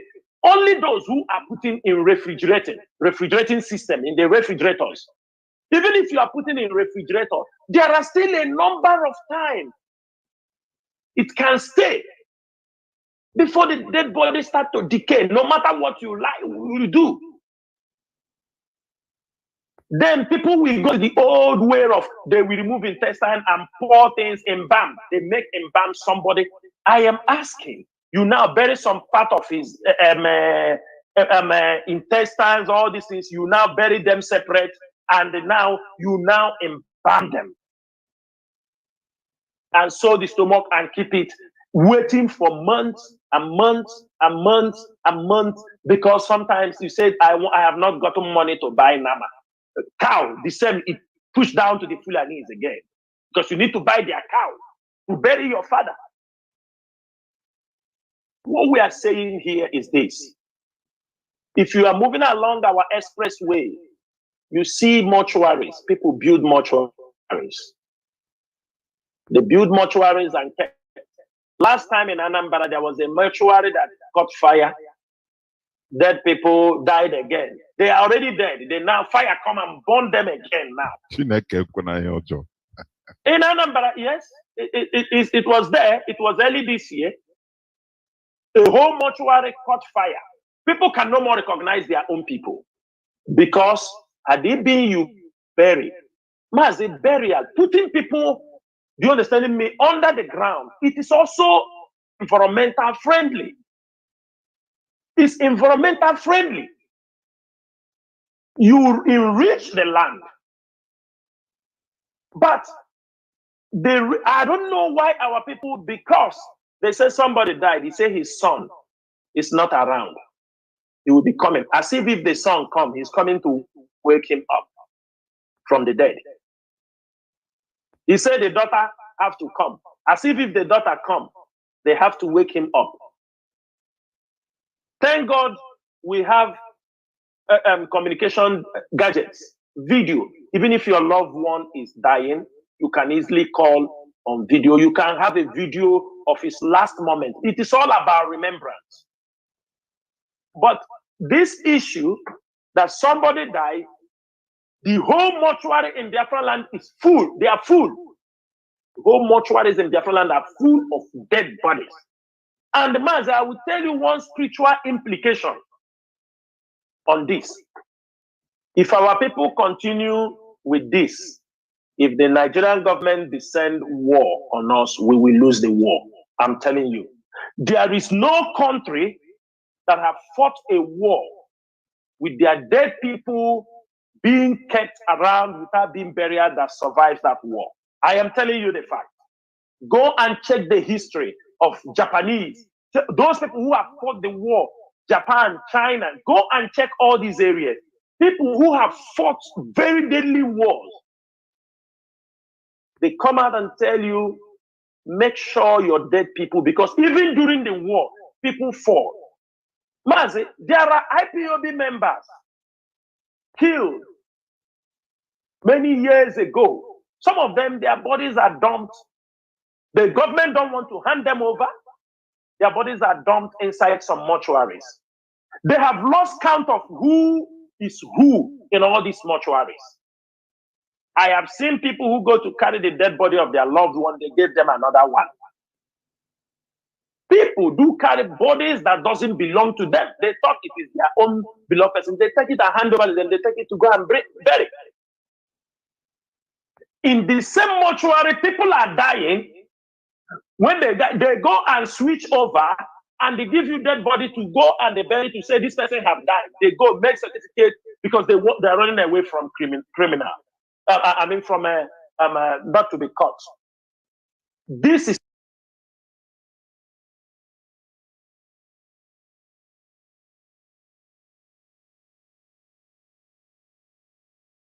people don't do this. What we are asking our people, yes, they say some churches gave 2 weeks before the burial. We are saying that even 2 weeks is still much. You can bury somebody, and after, if you have anything you want to do, you can do them.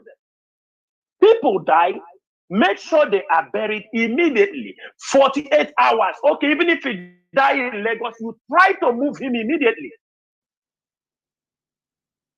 Do you know that sometimes our people die in Lagos? Mazi, this is, look at, I want you to understand this one. Do you know sometimes our people die in Lagos, die in the north? The family says in Lagos, the mortuary bill is a little bit expensive. They send their body home, their dead body, and keep them in Biafra land. People from the north, their people die. They said they send them and keeping dead bodies in Biafra land, and be waiting the time they will go to bury them. Mazi, this is something our people, IPOB, will make sure we go into this education to educate our people. The life are changing, things are changing. Even in other countries where they kept people in the mortuary. For example, in America or some places, as I know, the more you even kept somebody in the mortuary, the more it costs you more. That means they are encouraging people to bury their people as fast as they can. You kept somebody in the mortuary, couple of weeks, 1 week, 5 days, you'll be able to do what? You'll be able to bury the person. But you keep somebody in the mortuary for 1 month, 2 months, 3 months, 4 months. What are you going to do? Is it just to buy the cow? Some will stand that time to build house that they've never built. Some will start that time to repaint. Let me tell you, you can still bury your person. You start to prepare the place if you want to welcome people. In any way you do it, the most important thing is to put the person on ground. Areas have also affected our businesses. There are people, after burying their family, they will become bankrupt. And they have buried their parents, or they will say that it is. They said after I bury my parents, destroy my business. No, nobody destroy your business. It's because you took everything you have and do burial for one person, thinking another person will not die. Death is inevitable. It is something that everybody have to think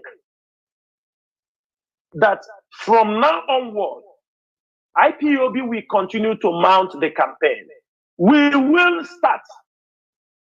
What we are saying is that when somebody died, we try to bury them as fast as we can. Now we can make celebration to send a farewell message. Sometimes people die. You take his body from Kanu, you bring it to Biafra land. either in Aba, you keep it in the mortuary. You go back, start doing your business. How do you even feel that whenever you remember, there is somebody you kept in the mortuary, a dead father, a dead mother? Make sure they are buried. And after that, you can start to organize, saying, Mazi, even we that is living in this part of the world, our people also, Christians here, what do? When somebody dies, they go and bury the person the same day or the following day. Now, after they go to the church and make prayer for the person. So why is it that we can exhibit all these things in another man's country, but when it comes to our place, we don't? I want to understand. Why are we obeying those things in other people's country, but when it comes to our place, we go deaf ears? And people look at us and we're claiming that we know something. Can somebody come and give us a very tangible reason why we should be keeping dead bodies all over Biafra land? Dead bodies everywhere.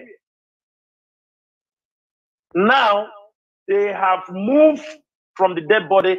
I'm not saying Apams don't do his business, but they have glorified the burials of people that they want to, the limousine, they never carry them in their life. Everything, they never do them in their life. This is now what people are coming to exhibit. Our people now, we come to a village because they want to bury a mother. They will say we came with 20 Bentley or Rolls Royce. They are spreading money. A woman that died without not knowing anything. Even where you are spreading the money, poor people are all around. I thought that death supposed to be, yes, you can celebrate somebody, but that is not the way of celebration. If you want to celebrate somebody, you want the person to be remembered, you can set up charities in the name of that person. That is how people will live, become immortal. If you want to remember your family person, you want to remember your dad, your mom, set up a charity in her name. If you feel you have that money, set up a charity than coming to make the lavish burial. Even in the community, you want people to talk about it. They will talk about it. Another person will die.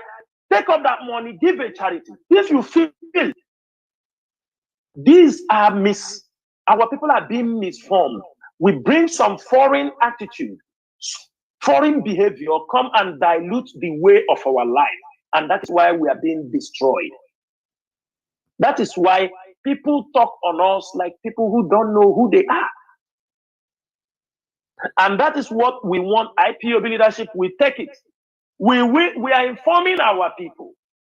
Because as Nigeria is planning to carry out a war against our people, Biafrans, we will not go to war without making sure that a number of our people that are being kept in the mortuaries are buried. Because spiritually, during the warfare battle, it is not appropriate unless you people want us to be defeated.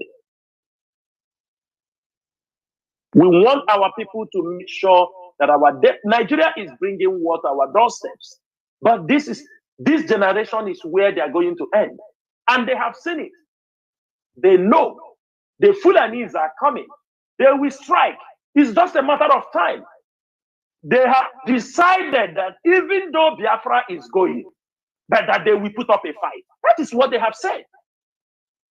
Yes, they know Biafra is going, but they must put up a fight. And some people's blood will go down for it.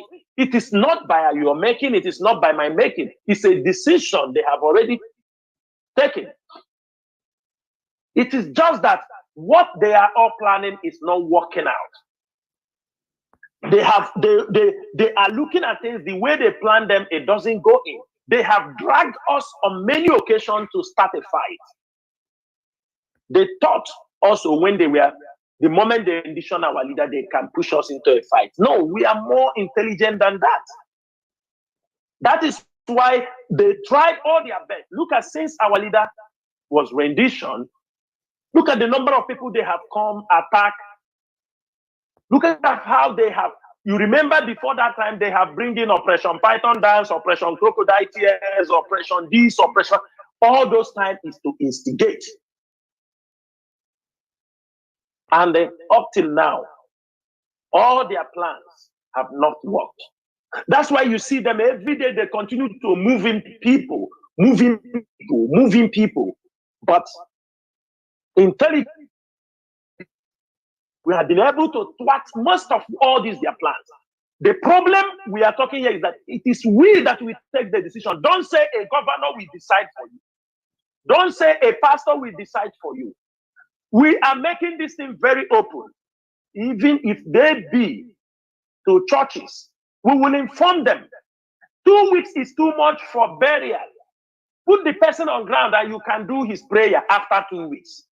This is the line we are planning, and we have already decided that we are going to go from now to the end of the year. Let us see the progress we can be able to make on this particular issue. If the church say in 2 weeks, there is no problem. But make sure when he dies, put him on the ground, and in 2 weeks you come and do his prayer service. Let us start changing certain things that have not benefited us. When somebody dies, the best thing you can do for him is to bury the person. That is the best thing you can do.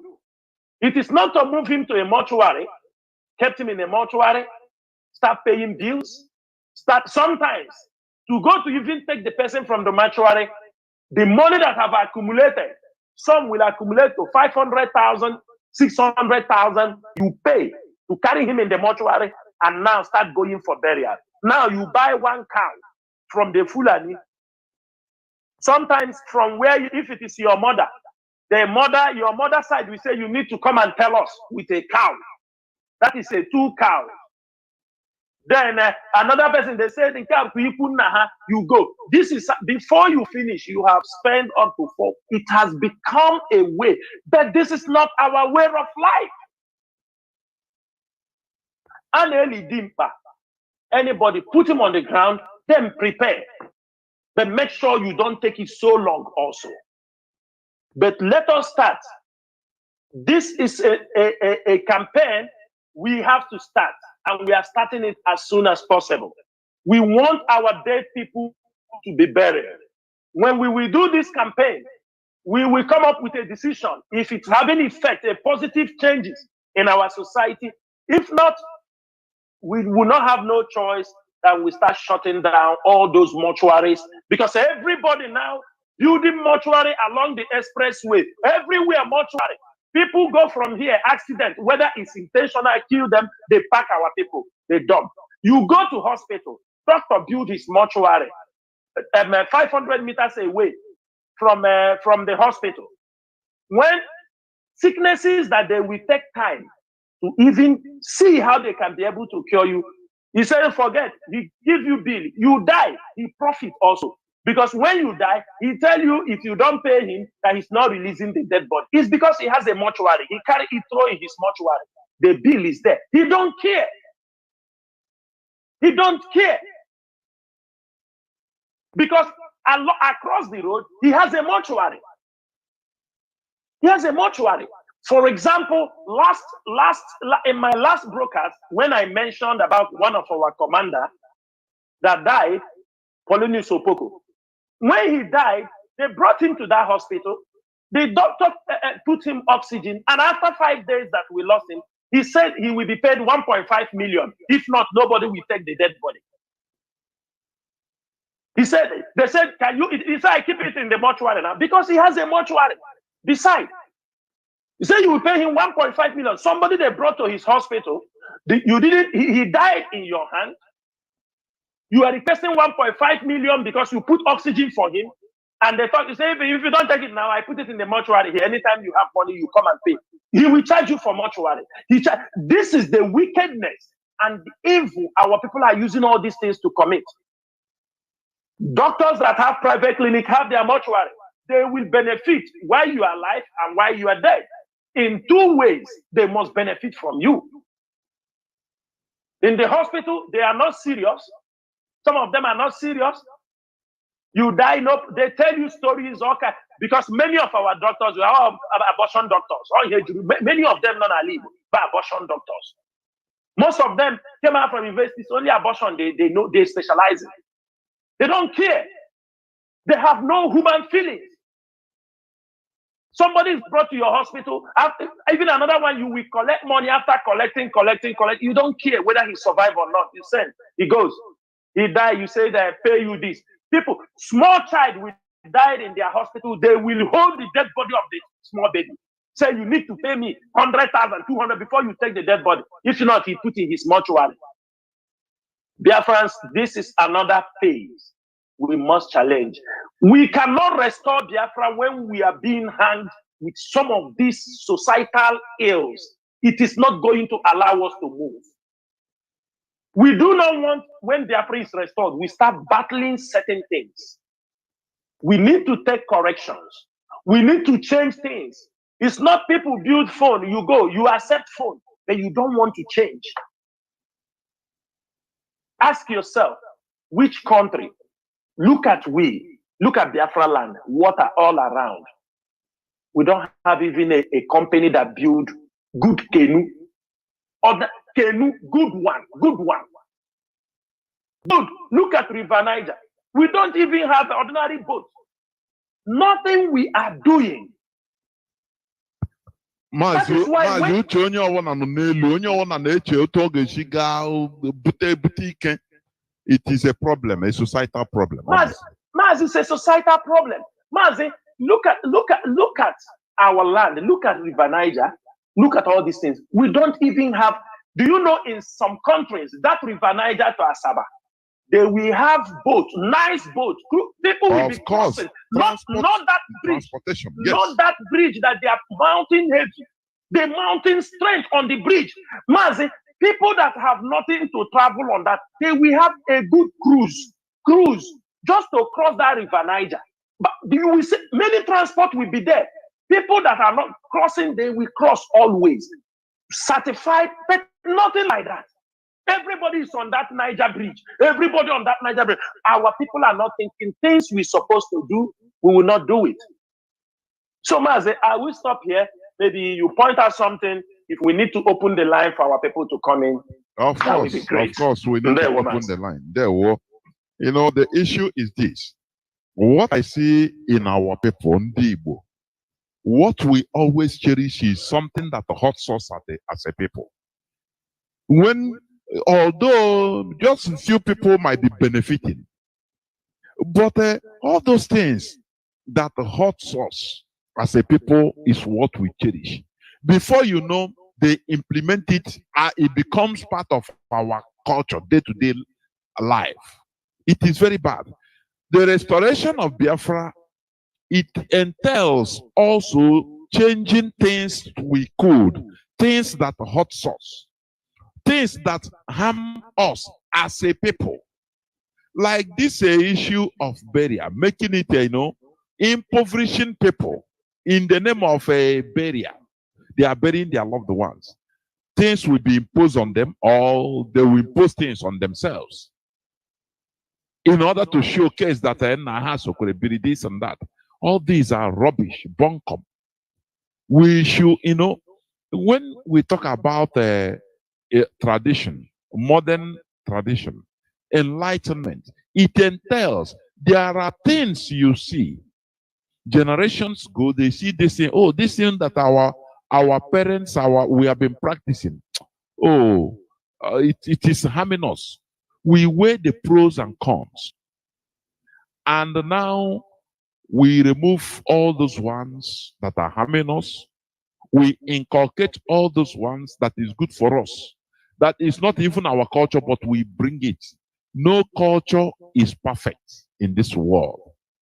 It goes on constant changes. All these things are things that our so-called elders should be putting mouth, changing things, talking to our people to change. But no way, where are they? Do we have elders? We have old people. Look at Igbo language. Look at our language. Every language, normally, for a language not to stagnate, New vocabularies must be inculcated into the language every blessed year because things are coming out. But who cares in our language, for goodness sake? Who cares? Who cares? After they will tell themselves, they will call, oh, they are elders. They are elders. People that sit down and saw what we, the younger generation, cannot see when we climb bureaucracy. Sometimes I look and say, what are they seeing? Look at even our language. That they should every year they should have a standard for our language. What are they seeing? What are they seeing? What are they seeing? You're right. Mazi, they are blind. They are not seeing nothing. I'm telling you.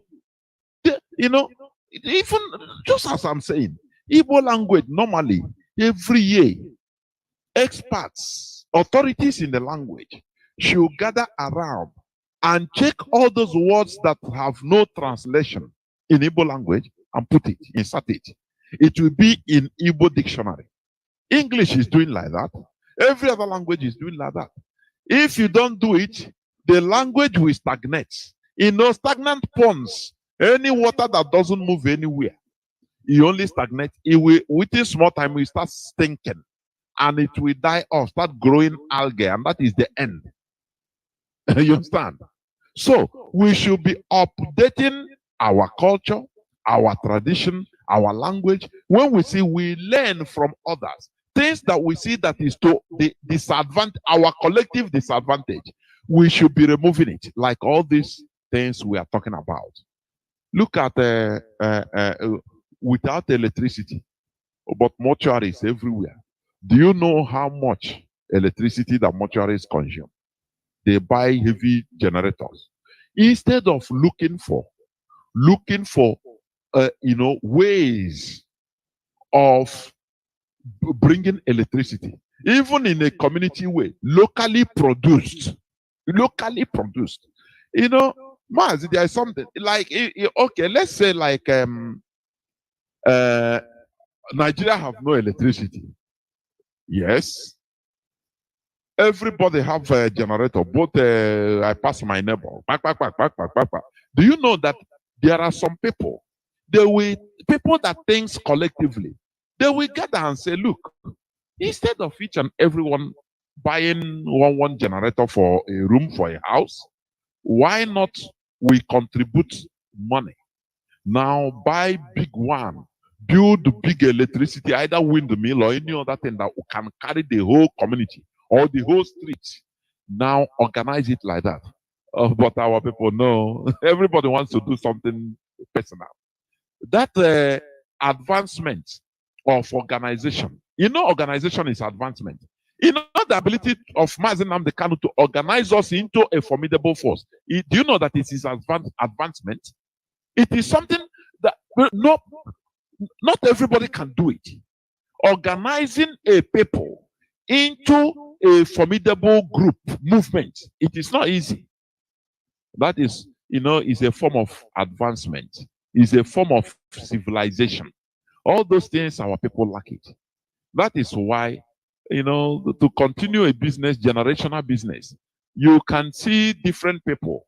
Lebanese, they will tell you that this business is their father started it, their great-great-grandfather started it 17th century. And they are managing it, advancing it. Other people, the same thing. But when it comes to our land, no way. You don't see generational business. Mazi, no, Mazi. If they don't do like that, how can you drive Mercedes-Benz? Mercedes-Benz was invented in 18-something. Or you understand it? Yes. Then in many cars, I'm driving Toyota, I am driving Samsung. Samsung, these are people's names, Mazi. These are businesses that people have created. Mazi, we are here. Steve Jobs created, do you understand me, the Apple. He's gone, but the phone continued to exist. People are there working on it. You know, sometimes I used to be very scared of Innocent Motors.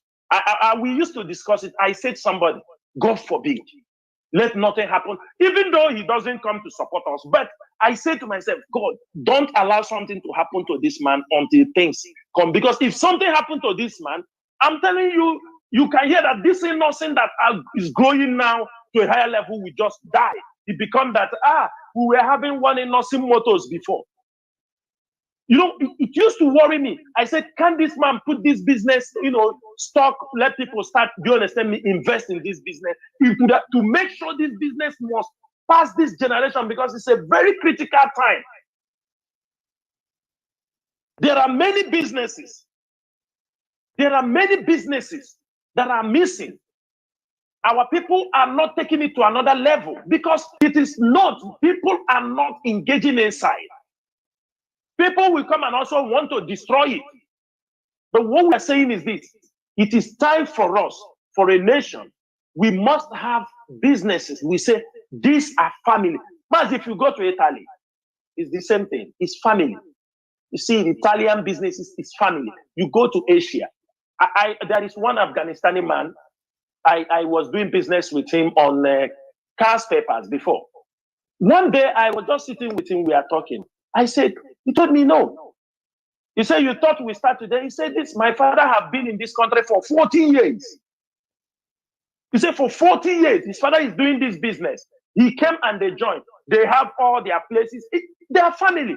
You come, your son, who among the son want to? The one they say he will take over, he take over. Other people move us. If you want to do the business, this is how people keep, wealth. Come, for example, you found out people along the line, somebody can break the genes, take their family out of poverty. The only way is to build that person. Make sure you build it, because God gives a chance to every family. But not that your family member is not going to bring. It is one person will open the door. One person will open the door, other people will join, and they continue to do well, and the family will grow, and nobody should come and destroy it. But this is lacking in our people, Mazi. It is lacking. And that is why you see us, even in this struggle, sometimes I tell people, don't expect everything we go. There is one of our brother, he's messaging me, he said, those are our people in the north. They should return our children. They said that can remain in the north. One of my brother, our brother just messaged me. He said, tell them, return the children back to Biafra land, themselves can remain there. It is a very simple message. So, Mazi, we go ahead. Now, I think I will open the lines. That our people... Go on. Finish up. Mazi, can you hear me? Yes. Yeah. So now you realize that most of our people, we are missing in this gap. We are nowhere to be found in this gap. Even though we have done enough in businesses to grow through the apprenticeship system, but you found out that now that one have destroyed. Do you understand me? It is not like as it used to be before. Now the apprenticeship is not as solid as it used to be before. We need to make sure not everything we suppose, if we are doing it, we're supposed to protect it. But it is not. Now it's been destroyed. Many things, problems have come because they have seen it is a successful way that the Igbos used and reintegrate themselves on all the things they lost. Now you see them trying to destroy it again, but our people are not thinking. I hope we all wake up from our slumber. There, Mazi. I think we shall go into just a few minutes break so that when we come back, our lines will be open. Please don't go away.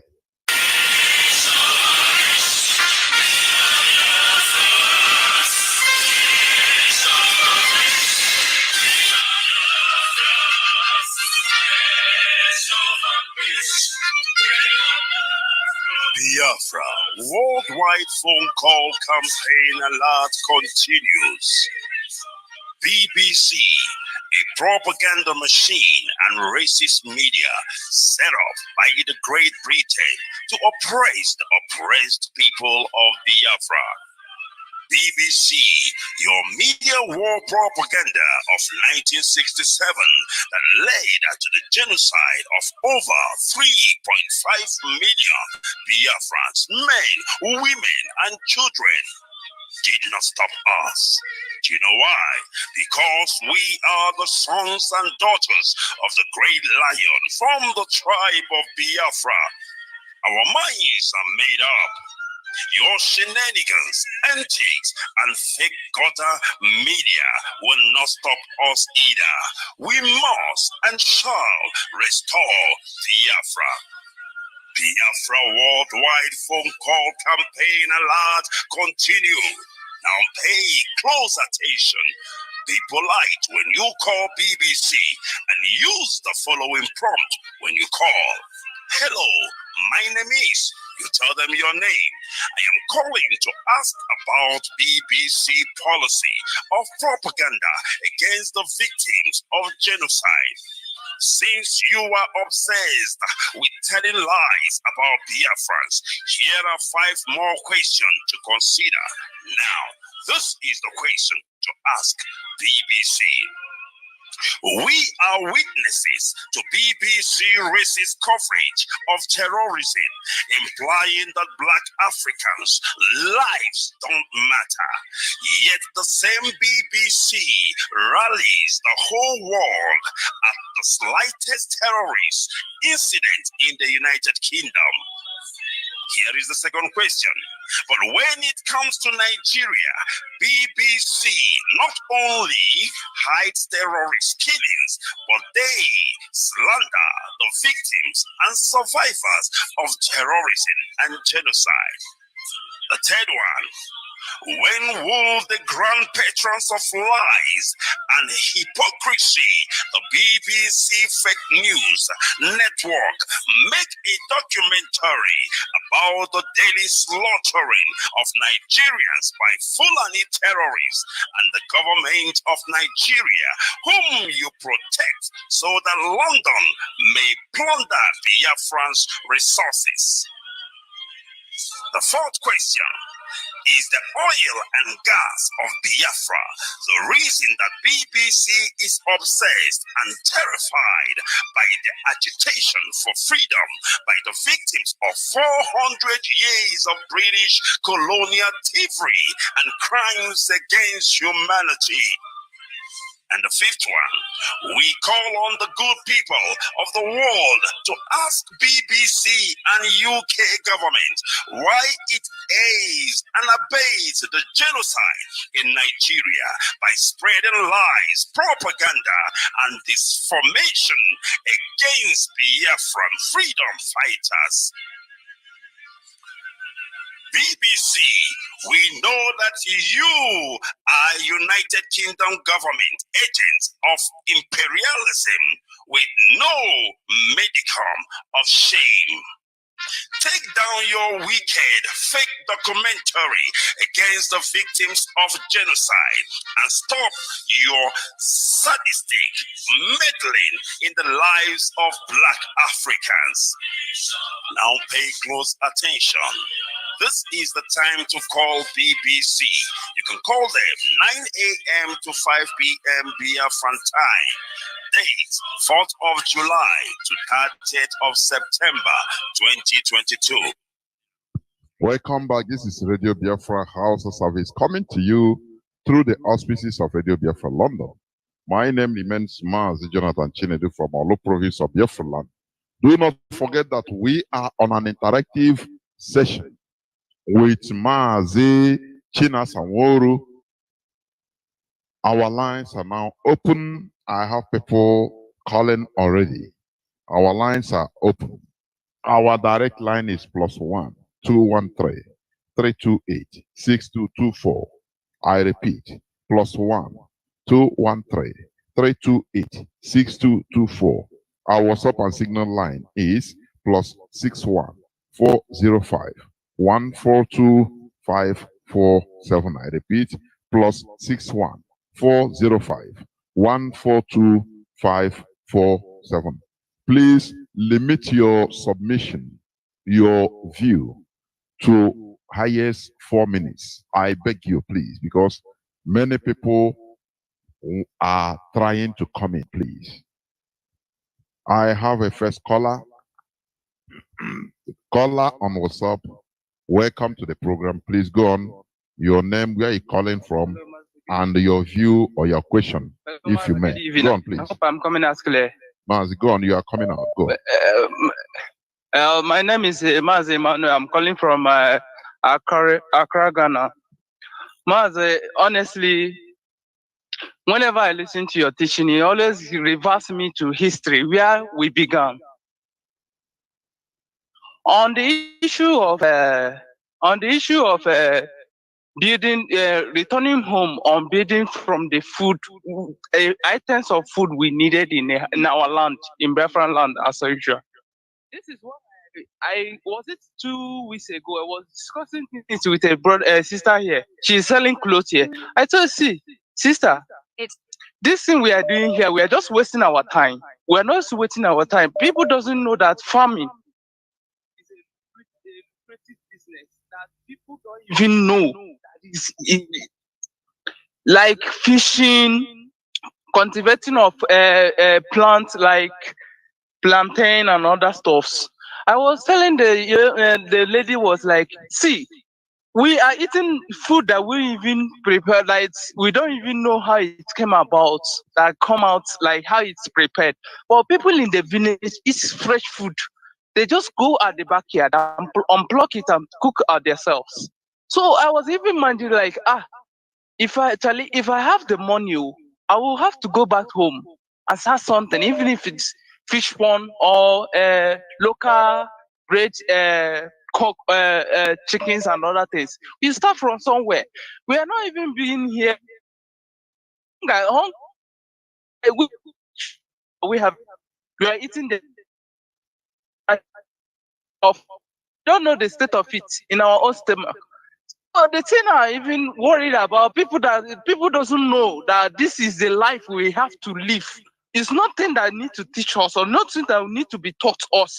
This is a reality we know we have to invest on. So this touched me. I was like, yeah, this is what I need to hear. I need to learn, and this is what you need to encourage people to do. So to be able to sanitize ourselves, knowing fully well here is where life lies, not township this, township that. If we go that thing, we eat their French chains, Chinese restaurants, all this, all that.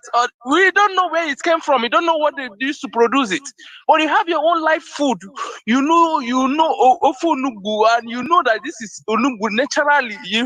It have its own medical care in your body.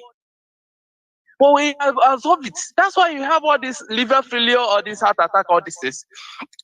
And the issue of burials and late burial. Last year, my mom's died. Immediately we buried the woman.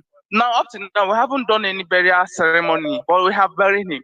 But I get to realize the things of what is keeping them long is from churches and traditional rulers as well. There is this little levy they always demand from people, and they will be able to say we haven't paid for one at this, one at that.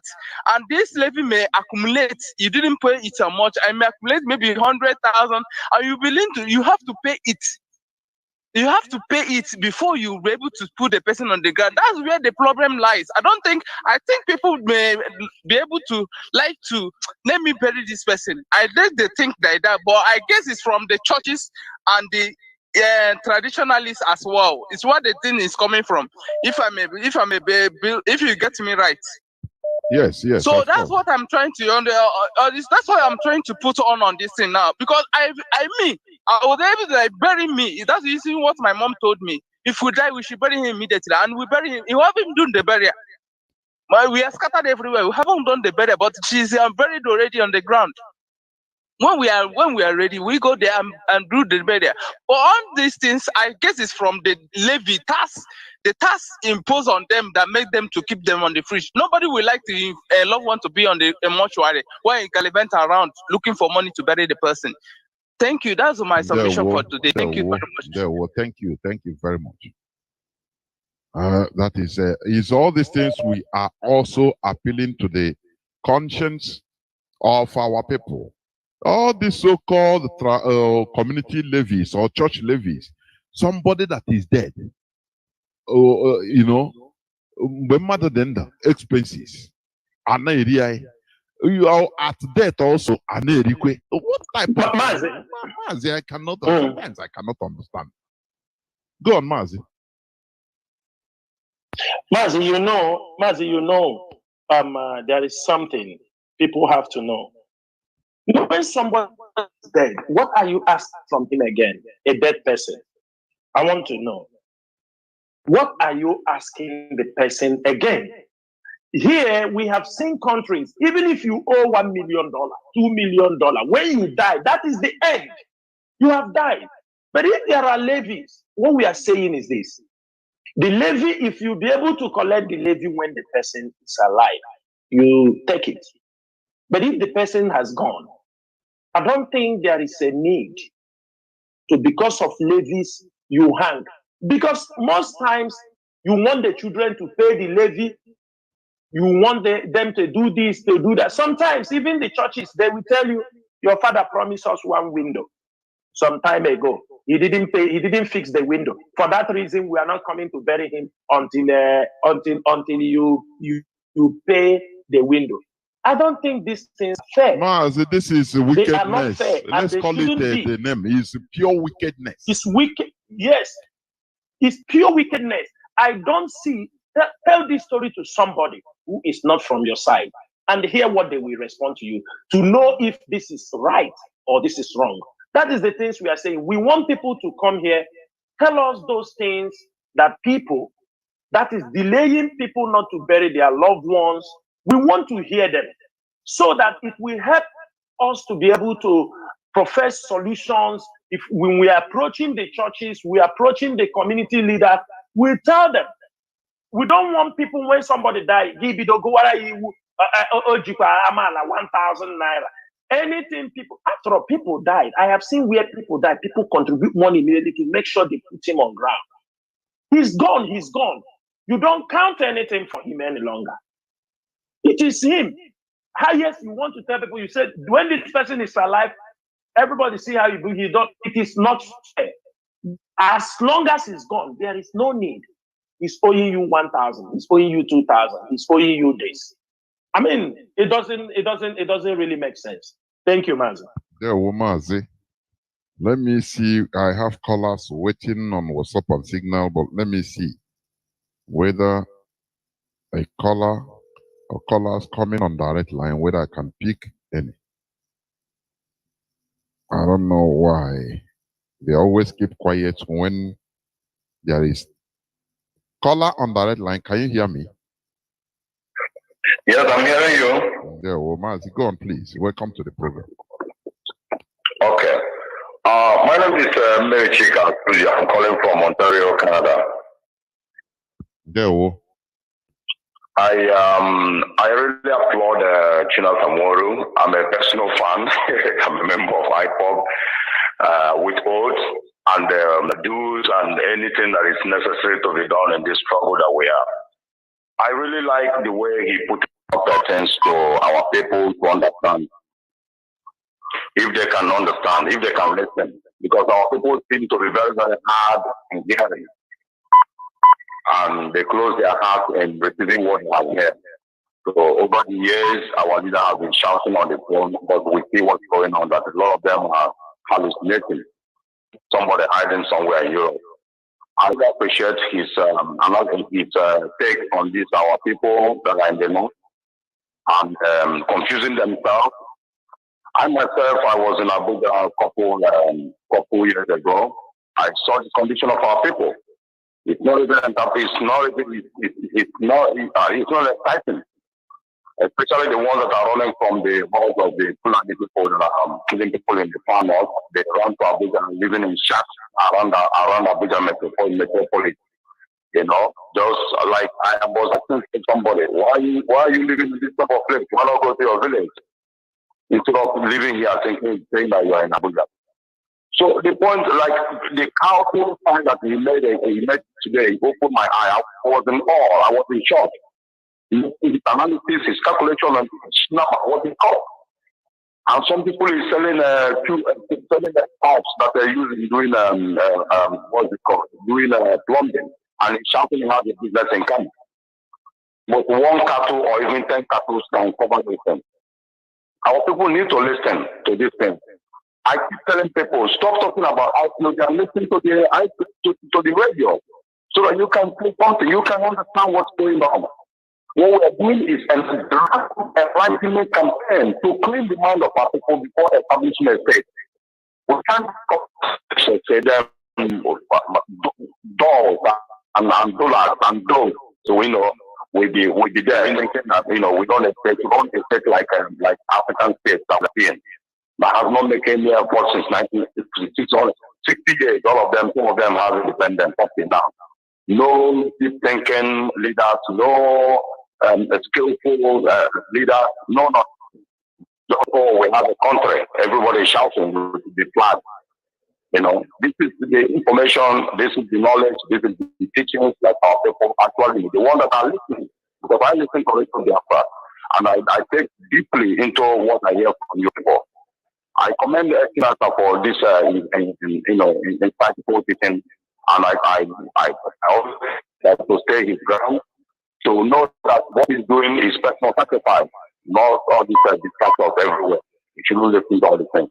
Some of us are listening to you people and taking it seriously. And wherever you guys want us to go is what we want to go. What you want us to do, we'll do our best. We believe.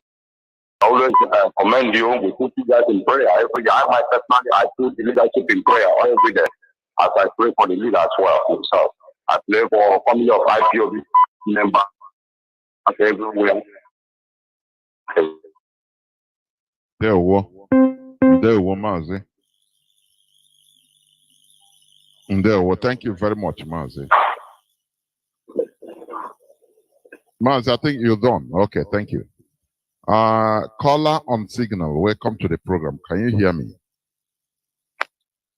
Yes, Mazi, I can hear you. Good evening from me. Mazi Jonathan, thank you so much. Beloved brother Mazi Chinasa Nworu, thank you for enlightenment this evening, teaching our people what we're supposed to do so that we can be able to help ourselves in all these difficulties we are trying to put ourselves. Fellow Biafrans, my name is Mazi Akas. I'm calling from Austria. Mazi, I don't have a question. I just want to, speak in the issues that we are dealing tonight.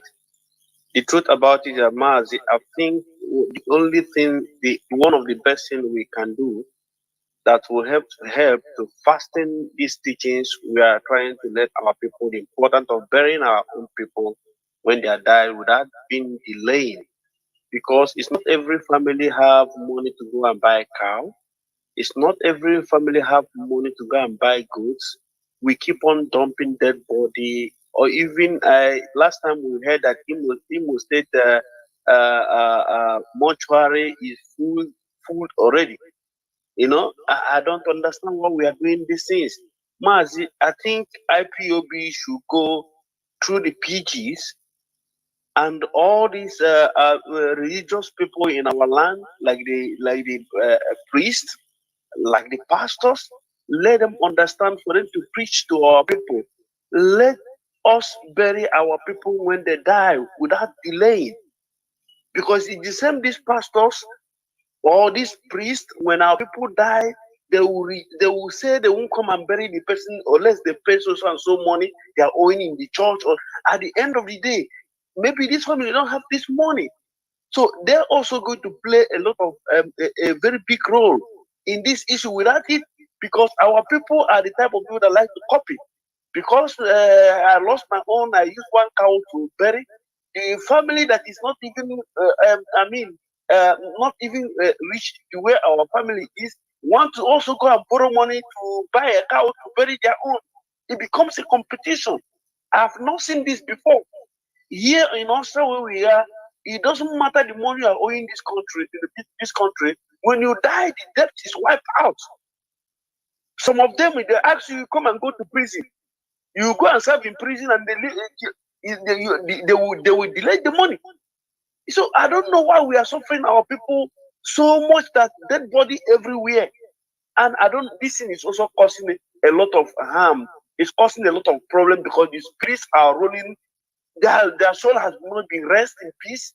And I don't understand, Mazi. Please, let's go through these PGs and talk to them, these pastors. If IPOB personally can send delegate to let them understand that this harm they are causing our people cannot continue, because they are the part of the problem. Mazi Chinasa Nworu, believe in me. Thank you. May God bless you, my brother. There were, and you too remain blessed. There were. Caller on WhatsApp, welcome to the program. Can you hear me? Yes, I can hear you clearly, sir. There were, welcome to the program. I greet you, I greet Mazi Nworu. I call him the GOC of Biafra armies. My name is Mazi Chinasa. I'm calling from Dakar, Senegal.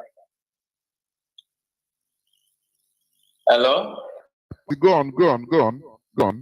Okay, thank you.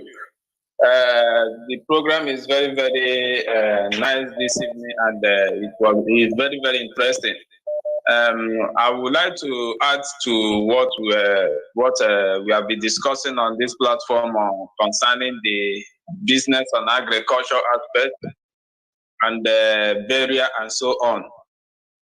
Mazi, there's something when the program was going on, the teaching by Mazi Nworu, I began to connect the dots when I was very, very small. He used about family businesses that Funanis are practicing. So then I now remember in our land, I'm from Ihiala, Anambra. When we were small, there's this kind of thing was happening in our land, but I don't know how the thing destroyed. That every family has every family wants a ebina. Then abia na those ebina or ewu or ọkụkọ nwere ike na-etolite mmadụ asị gị na ngị nwa nwa ọkụkọ ị ga na-ene ọkụkọ aha ya na-azụ ya nye ọ bụrụ nwunye ọkụkọ ọ zụọ ụmụ ọ ịgarị ọtọ ọkụkọ. So these things were a way of building people from their childhood, making them, developing them into business, whereby if such a thing has continued, by now, when you get a child of 10 years before you get to 20 years, over again, let me go get look for more business. But I don't know how this thing got spoiled and everything destroyed because of what? Then come to our people in the north. During my service here, I serve in Daura, where Buhari came from. And the same thing you see, if you go to our people's business, when you look at the business of Omanga for like 1 million, our people are trading with them. Last year, the shops of Igbo people, the line Igbo people got fire to the extent that everything destroyed, the whole line. Do you know that Masari did not even give any of Igbo man compensation in that shop, and our own people are still there? Where I'm talking about, this shop got cash fire was towards where this man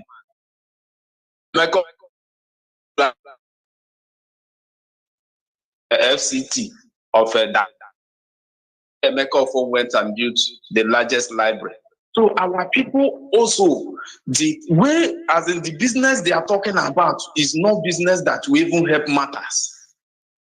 I don't know, maybe it's because of the low rate of shop rent or house rent they are enjoying there that make them to also stay in that northern part of Nigeria. When you go towards the boundary between Niger and Nigeria, it's called the Congolom. That's Mayadua. Anybody that knows that area, there is a place they call No Man's Land. If you enter there, man say, "Joe, our Igbo people are food. Our Igbo people food here. Okay, business, business of drink, whereby army can enter there, shoot somebody, come out because it's No Man's Land, boundary between Nigeria and Niger." So when people, they are selling what? They are selling alcoholic beverage, illegal alcohol boundary between Niger and Nigeria. That is Mayadua. Anybody that know Mayadua, there is one boundary there. What our people, the business our people is doing there is alcohol, and that land is No Man's Land, whereby Niger soldiers can come there and kill people, or Nigeria soldiers can enter there and kill people. No case about that. And that is where our people stocks. stop themselves and they are doing business there, and they only drink. So the thing is so painful that even though our people don't understand what we are even doing, honestly speaking, our people don't understand what we are doing at all. Now, Mazi, I want to just say something here, because when such thing came out, I know many of us put mouth into it, whereby you might remember a small child came to use his own fellow brother to do ritual. And this is what our own are causing to our upcoming generation, whereby you will see somebody also na Facebook. And when that child carry his own friend came to do ritual, then the person now begin to showcase that this small child, but he was the one being the advert that draw the attention of that boy to bring his own fellow friend to do ritual. Our people are not helping matters at all. Our people are not helping matters. When I was in school, there's this agricultural program Nigeria instituted by Osibanjo called NASA. That NASA project then, to the person that explained it to me, is working in Enugu State Agriculture, Minister of Agriculture. So when they come to community, they will ask the community the hectares of land, maybe only corn kahaga hoka. Which nogide shetadatina will be like the easiest way to grow business. You want to call your under 3 months, you use it to invest into another agricultural produce, and the business will continue going. But the way things are, many internet, all this banner and so on and so forth. And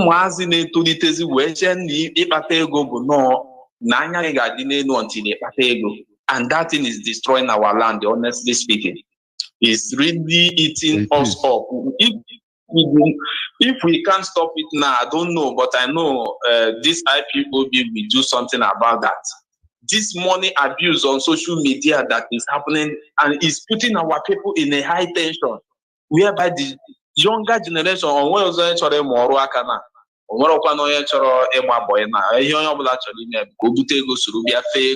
na internet.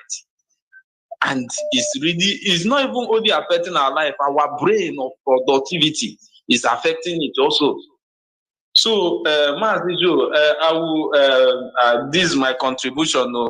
When it comes to the burial of 18, I remember when I was small,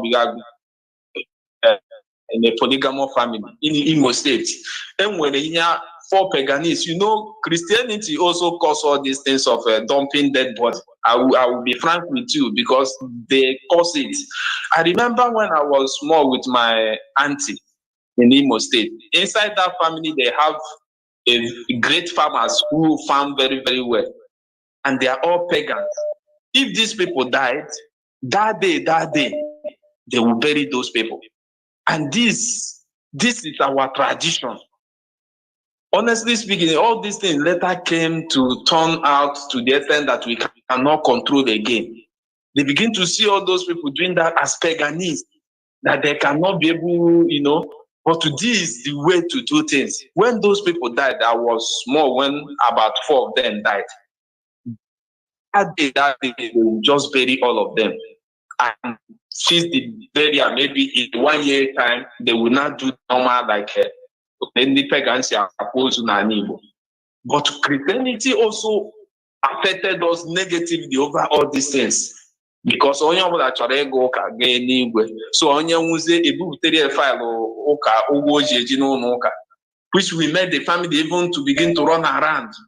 Father said, "No man be the onye nwụrụ anwụ." Family iwe ewe. Mazi is very sad. I know that Biafra, the coming of Biafra will end everything. I thank God that Mazi Nnamdi Kanu opened our eye.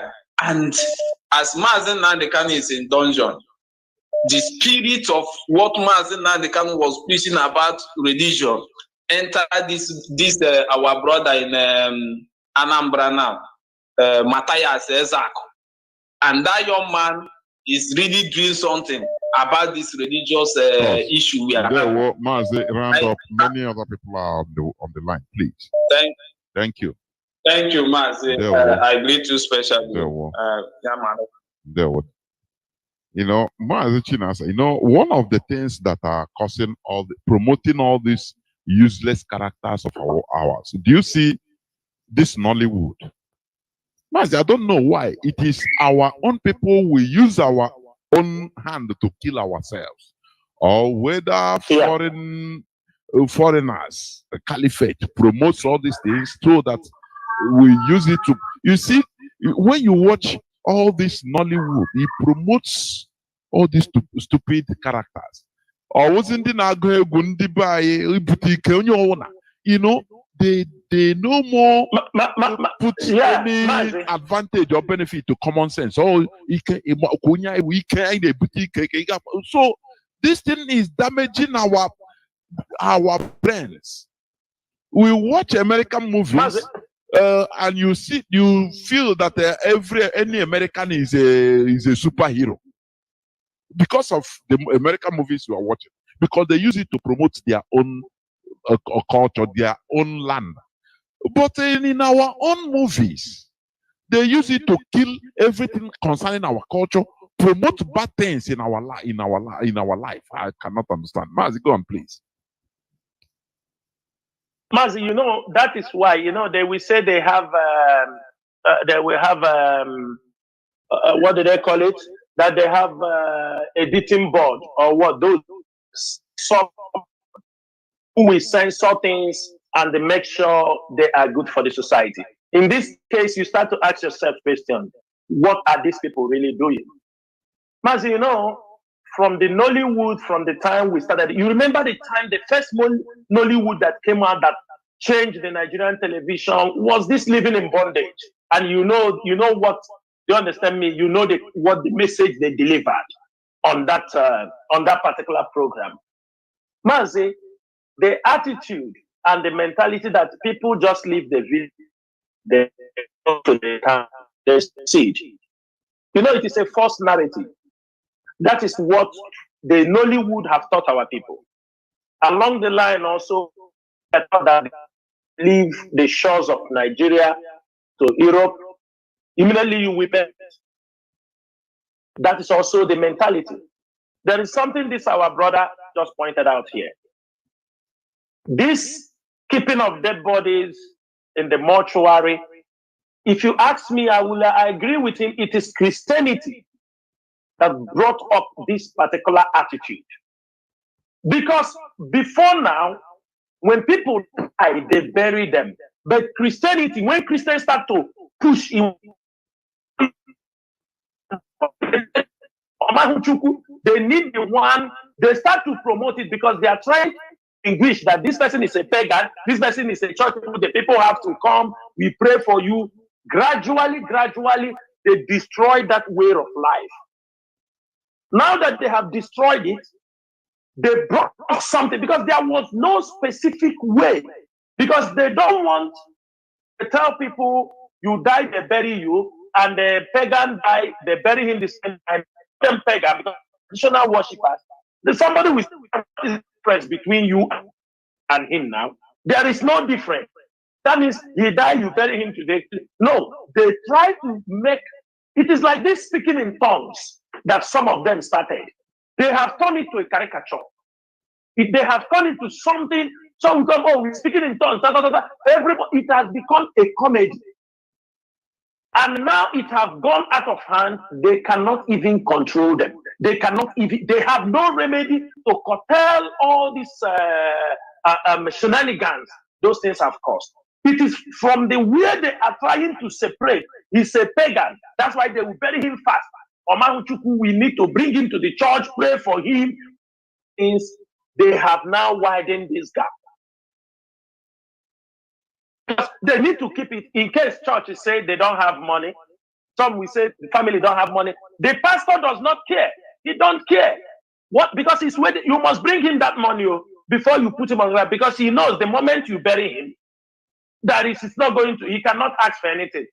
The church have contributed immensely in this wrong way of life, in keeping the dead bodies of our people in the mortuary. The church contributed a lot. It was after they have understood, people start to agitate for this thing. You see them now, they said, after 2 weeks you die, we must bury them. But they know, let them come out and say no. That we have to. Keeping somebody for 2 weeks and keeping him for 1 month, what is the difference? What is the difference? What we are saying, when somebody died, bury the person. We know it was an instrument they used to, when they were bringing Christianity in our culture. They tried to separate people, separate them. What we are saying is that it is enough. We now understood. Nobody is coming to blame them for anything. But what we are saying, allow people to be buried. If somebody died, what money are you asking? Go and bury the person. Pray for him. After all, sometimes somebody died. After 1 year, they still come to the church to give thanksgiving and pray and make remembrance. So what is the problem? If the person dies today, in 48 hours, you put him in the ground. The problem. Can they tell us what will prevent our people not burying their people in 48 hours maximum? And do what? And do any other thing that need to be done, because the moment you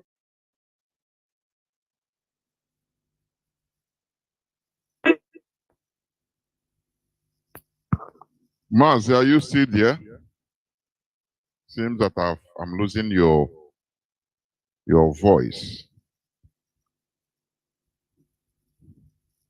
Let me see.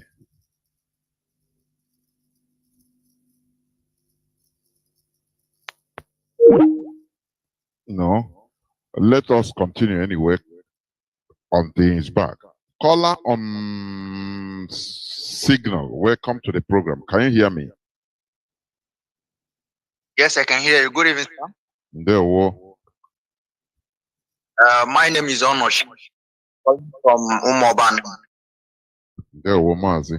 I'm listening to this program this night, and I say greetings to Mazi Chinasa Nworu, and greetings to you too. Yes. I want to touch on this the issue of our people that lives in the north. I don't see any reason why our people still living there, because my people in particular, they have been there since I was born, since in 1995, and they have never seen any achievement they have made in our family. Some of them are there and they are hungry, living there. I don't see why they keep on living there. I don't see any reason why. Young boys in Igbo land are wasn't stronger, doing a legit business, doing all manner of businesses that gives money. They are selling very well, but they are there in the north, giving unnecessary reasons. They are still there. So I am saying that anything that happens to such people over there, they will take the responsibility by themselves. Because our leader Mazi Chinasa has said it before, that anything that happens to any of them there, they are the one that caused it. Because a grown-up man should know what happened before. I'm very young to remind them. They should be the one to tell me. But if they fail to understand that to live in North is also, creating a problem upon their head, because so many times they are run from that place to our home. After that, they'll still go back. I don't know what they are doing there. Mazi, so if anything happens to such people, nobody should be blamed. They should blame themselves. It's absurd. On the issue of our people living what we should be doing in our land, like agriculture, I believe our people should think twice, especially on the issue of this cattle, because we are doing businesses all over the world thinking that that is the best, without knowing that the best business is in our doorstep. We should look into that, very, very important, so that we can be able to compete with them. Their business, their own in our land is more even important than ours that are there in their own place. But they are using our own to threaten, our own to threaten our people over there, without knowing that their own business is more huge in our own land. They want to take our forests using those excuses, which by grace of Chukwokike and by grace of IPOB, we shall conquer them and we shall win them at last, and Biafra must come. And I'm using this opportunity to say that everybody should pray for Mazi Nnamdi Kanu, and also pray for our land, and also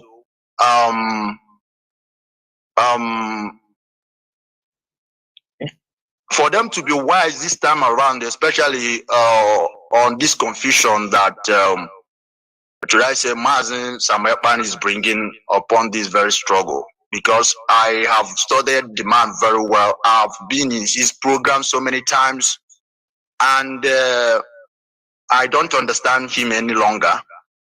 Because if you will start to disobey the structure of Mazi Nnamdi Kanu, especially Radio Biafra that Mazi Nnamdi Kanu is jealous of, he said we should stop listening to it. So what else can somebody think about that will make the person still follow the man on this very confusion? Thank you very much, Mazi. Thank you. Thank you. Thank you. Thank you very much. Remain blessed. We must continue. You know, Mazi Chinasa, you're back. You know, Mazi Chinasa, there is like what our brother said. You see people that we are nearly killed. They came back with their life from HAUSA, from the north. But they are waiting for the thing to go down. Now, attention, or go down. Now, everything will go cool. And then we go back. Mazi, it beats my, sometimes, and then we go back. Another 6 months or 1 year, they will run, come back. Wait until they will still go back. Mazi, I cannot get it, honestly. You want to say something before I bring in? Yeah, Mazi. What I want to say, there was something that our brother was saying before the line cut off. He spoke about the small boy who brought his fellow small boy on this thing. Mazi, there is something our people to make money rituals. There is something our people have to know. Social media have its own advantages, and I know that the advantages overweigh the disadvantages in social media. For example, many criminals that are caught, people can ask, the FBI or the CIA is normally, sometimes they don't write a criminal on your forehead. They don't say this guy is a criminal. Some people, you saw them, they start to look and found where is, because of what they are doing on social media. For example, we know about this hush puppy, what happened to him, many other people, that when they buy those things, they come on social media, they flex. Sometimes some people will carry bunches of money, they come on social media. Some will go to the club and they're spreading money, and the CIA or you will spread it. Who is this guy? That's the question. From there, they start to follow you. They start to know. After you said that village people. No, not village people. It is what you have cost for yourself. You said people are no, because you got the money, you come on social media, you come and talk rubbish, you come and the same way happening to these traditionalists. You see traditionalists, they come on social media, they show things that no society If we have Biafra, my brother, they cannot display those things on social media. Course, they will be arrested. Of course. They will be arrested. Mazi, we are not the first people who do sorcery. If you go to many nations, if you display such a thing, you will be arrested. It is because we are living in a lawless society. Mazi, a country like even here that I am living, you will be arrested. Because they know that thing you are doing, they are old people. They know the disadvantages of this thing you are displaying on social media. They know. They know, one, you use it to cheat people. They know, two, you use it to destroy people. They know, three, you use it to the youth. We think that success in life lies in all those things. People will tell you,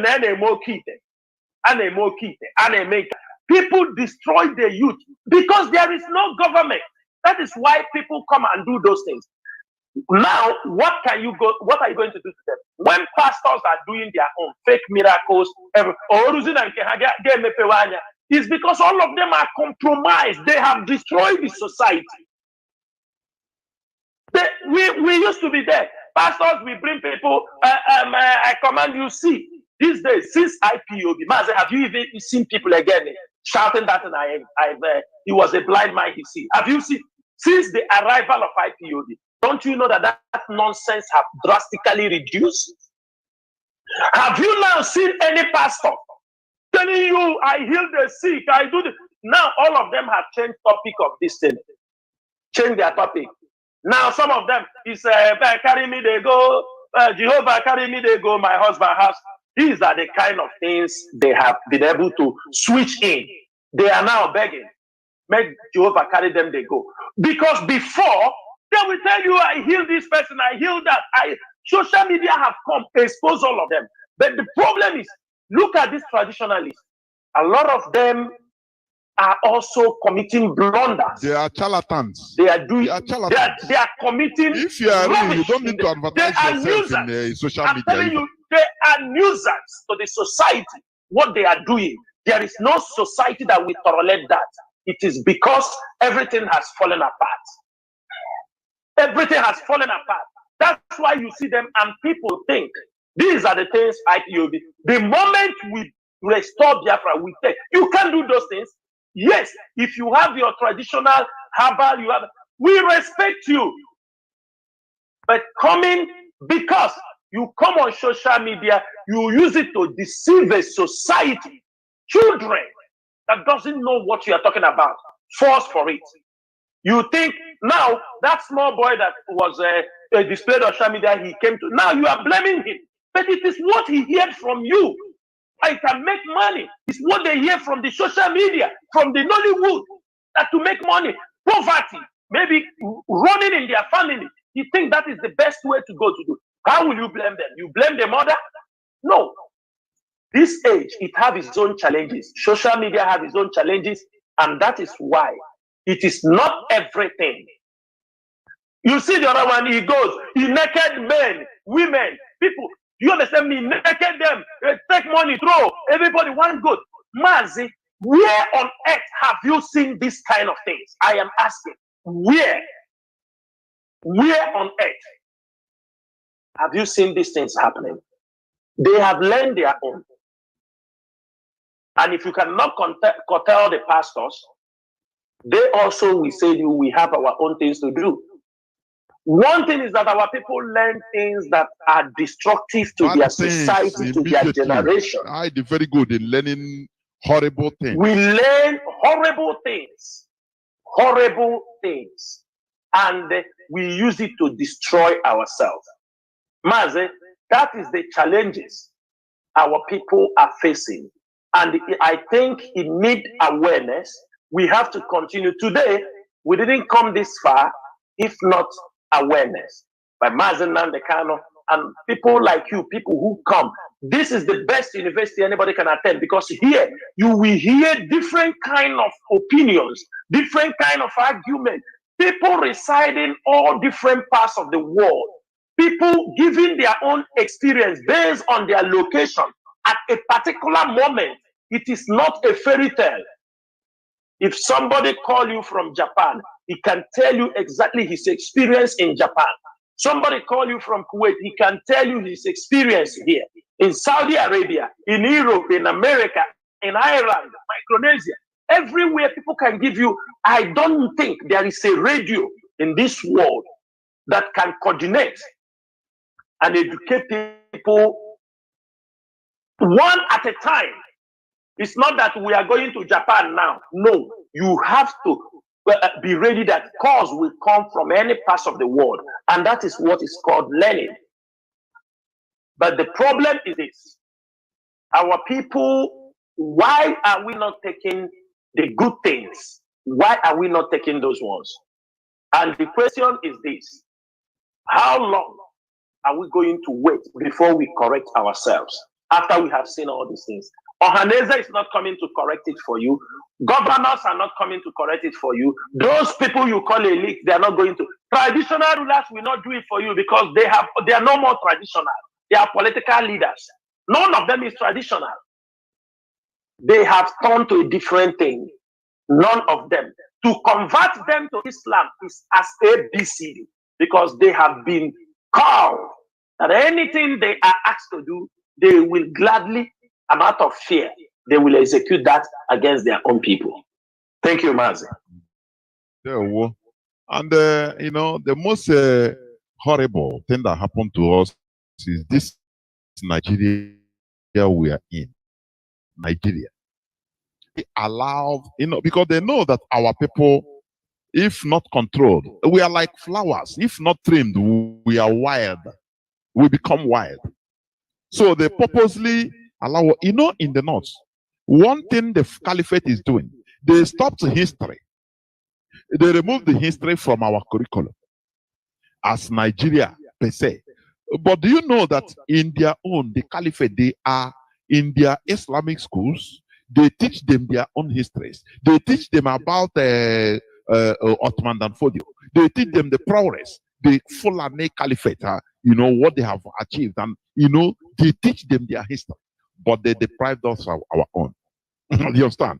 As I'm watching on social media, look at, they say, best teacher in Imo State gets 9 cups of beans, 2 tubers of yam, red oil as prize. He's a secondary school teacher. I'm watching the thing on social media, on Facebook, with red oil. But BP Niger winner, how much they will travel, they will send her all over the world. Give her 100 millions, if not hundreds of millions of naira. So how do you think a small boy, children, we want to be a teacher that, you know, the best teacher? All he gets is 9 cups of beans, 2 tubers of yam, and red oil as prize. Whereas a BB in Nigeria, go do a shower, do everything, you get, they give you anything in this world. What do you think? Who do you think that the children will follow? That is the situation we are in. And Mazi, how many people from the north are participating in that BB in Nigeria? That is it. That is it. It's our people. Will be running around for it. None of. Have you seen a northern girl, a Muslim girl, in that program with all the money you kept there, with all the price? We don't know. Let me tell you, we don't know. Our people are talking of Nigeria. Oh, we Nigeria. They don't know that the caliphate, they are talking of Nigeria in order to, you know, bring illusion. But they have their own, they create their own state. They have their own teachings. They have their own, all these things you are saying. You don't see Fulani girls. You don't see Muslim girls coming to in a BB Niger. You know, that's it. So look at the teacher. A very noble profession in other countries. Very, very noble profession. Very noble profession. Look at Mazi, let me tell you, one of the highest paid civil, the highest paid civil servants. Exactly. In India, they are teachers. They are teachers. So look at teachers. Mazi, how do you think that a baby will just be maybe a child of 10 years will be watching this and want to be a teacher tomorrow? How? Tell me. He will either want to be a BB, participate in BB Niger, or he want to boutique, sheet and get money, patego. So these are the ills in our land. The Nigeria wants to destroy us. That is why they gave us loose. They left us loose in order to continue. They are not any people doing this. Have you seen our police arrest them? Nigerian police arrest them. They promote them because they know that we are flowing that way. They are destroying us. But when we get our nation, you see, a teacher, people will go back. A teacher will be still reversed to being a very noble profession. People will be dying to become a teacher. You see, something Nigeria you don't change. Mazi, do you know all this time what we know, people that are traveling out of the country, migrating abroad, are medical professionals, like doctors, nurses, lab technicians, radiographers. Now, the lecturers have joined the train. Yes. Now, lecturers are now leaving the country. I don't know if our people know what is really happening to us. Why even the lecturers are leaving? Mazi, it is not because if you check the amount of money they are being paid, it's not that wonderful. But what would have kept them? Most of them, your lecturer, they have no root. Mazi, do you know, in many people, ask people, if people living in the villages, you know, sometimes you send them money to buy pepper. Land is surrounded them. Land. The land is fertile, green land, food. But you give people in the village money to buy pepper. You give them money to buy okra. You give them money to buy ogo, maize. But the land is there. And there are boys, there are girls, they are all there. But this is how they have destroyed us. Mazi, He said he wants to go and learn how to do computer and the mobile phone. Mazi. They cannot say, if I plant this okra, let me see and study how can I be produced? Because this is food. Continuously. No. We are going to look the one that we have to wait. People will bring it, import it into our country before we leave. Mazi, we are heading for destruction if we continue this way. Thank you. There, Mazi. Let me go back to the phone, to the lines. People have been calling, hordes of calls, honestly. Let me see who is there first before. Okay, caller on WhatsApp, thank you for being there for going 26 minutes. Welcome to the program. Caller on Signal, I will come to you. Caller on WhatsApp, can you hear me? Yes, I can hear you. There, Mazi. My name is Mazi Chinasa. I'm calling from Ireland. There, Mazi biko ekelere m unu kene Mazi Chinasa Nworu. Na ọmalịcha okwu na-enye anyị nke tata. Ịma na something you said, mere enu mere ana, anyị hapụ, we can't leave the church alone. I have ndị ụka. Mere enu mere ana, we must touch, we must. Aha nsogbu anyị na ya. Believe you me, if we can enlighten our people, like up to 50 to 60% of enlightenment towards following religion, be it Muslim or be it Christian. So I'm telling you honest truth, our people will wake up first because we are already. If we can be, as in terms of that following religion, I can so why. One of our brother that was talking about say maybe obodo ma ụmụnna ha na eri onye ahụ or something like that. Yeah, for me, for my own understanding, I'm not trying to go at what the guy said, but for my own understanding, yeah, I need washi. I'm working eziokwu. Ụka ka mmadụ nwa like this. Mmadụ nwa like this. Ndị okwu na ụka na it's not ndị okwu na ụka. Ha nwaka ya mmadụ nwa like this. Achọwa ha eri onye mebi nke onye anụ onye nke atụrụ. Moto no atuba like this one. I'm a living witness. So more than need hey kolonwa. We will start from there. All the thing that expand them also I'm telling you the honest truth. That is the main thing. What's it? Because the fallen religion, how it I have how it for enlightenment us. How it religion to fight against our own religion. How what the like for religion maybe to help us. Like I always go back. Now how would tell our own religion, our own tradition, our own culture. That is oh yeah, and that is the ụmụnna na-eri mmadụ maybe na onye ahụ nwara tọrọ ya asị na o nwere highest signal 10,000 oke tụkwara asị gị ụtụ ụwakọ ma nke a naira 20 naira. If for like 20 years, it can never pass like 10,000 or 20,000. Even if the family doesn't have it, it can someone will volunteer himself or herself to pay it off. Problem we can do. Okay.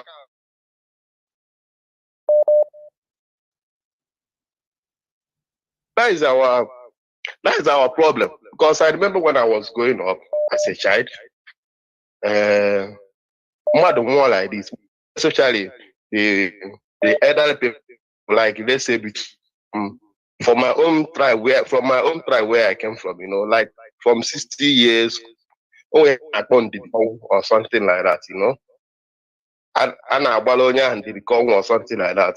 So, but now you can't see it. In no category, any such that's such a thing like this. As soon as you're not so no, they no Ogukana, no nka, no ndị na-agwọ ọgwụ, no ndị na-eme nka, no ndị omenala, no ndị na-agwọ ọgwụ. Look at, you know, but all this is our war of.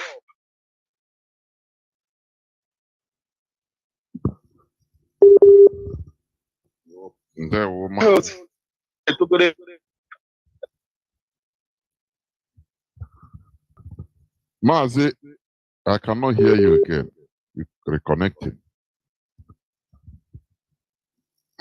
Mazi, are you still there? No, I don't know. Let me go. We are winding down. Caller on the red line, can you hear me? Say, come to the last caller. Can you hear me, please? Make it brief. Caller on direct line, are you there? Caller on direct line, are you there?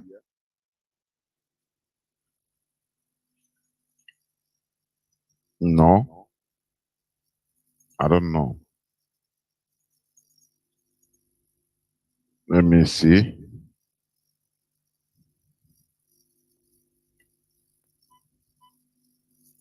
Caller on direct line, are you?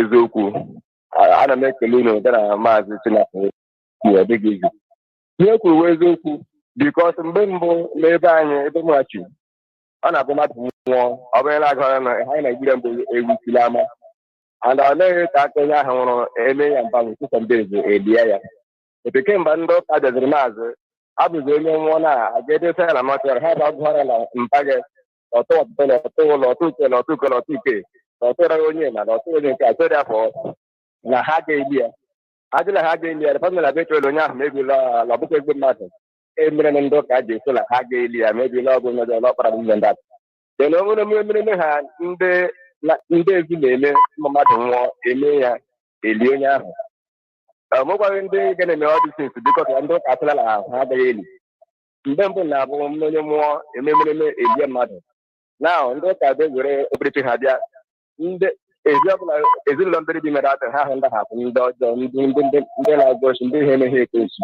maazị enweghị esiwara lele ụwa hara mmiri ọ esiwara ọkụ hapụ mmiri ọ siri ike ana ndị ru mmiri ahụ ọ bụ ndị ụka mmiri ahụ ha esiwara hapụ mmiri siri ike maazị ụka ndị ala Igbo ose dizọ ya awapụta iti ịgwakere eziokwu ọzọ bụkwara ndị Nollywood atọsịsịkwara mejizọ ya kwa awapụta iti success are act like film like movie. It's not a change in mindset of our little children. Let us show our society. That's the way we do. Here I ask you some every joy here. I know how I tell our contribution with a man of person people. Every joy the kind of show you can go and make it feel like easy. Come on, can I watch it? No more money. How you love to watch it? I'm not a hand and then about Unganya or Talamambo and I watch any love to ice together. I don't know how I ask it.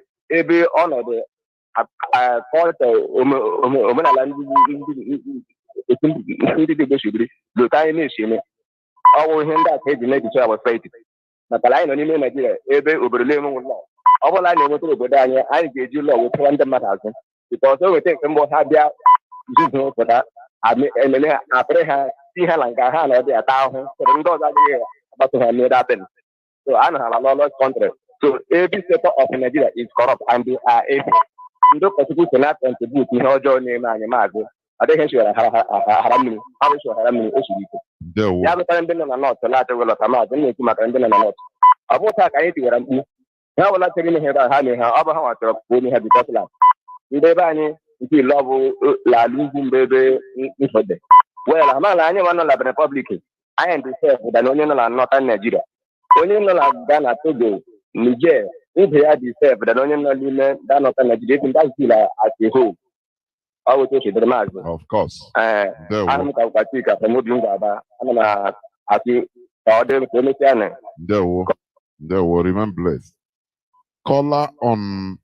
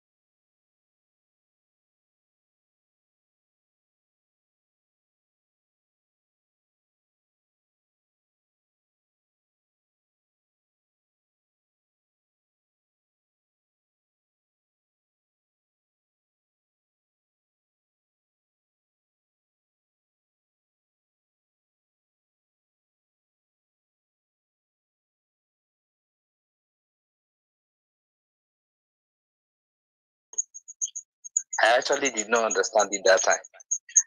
But as time goes on, and now understand.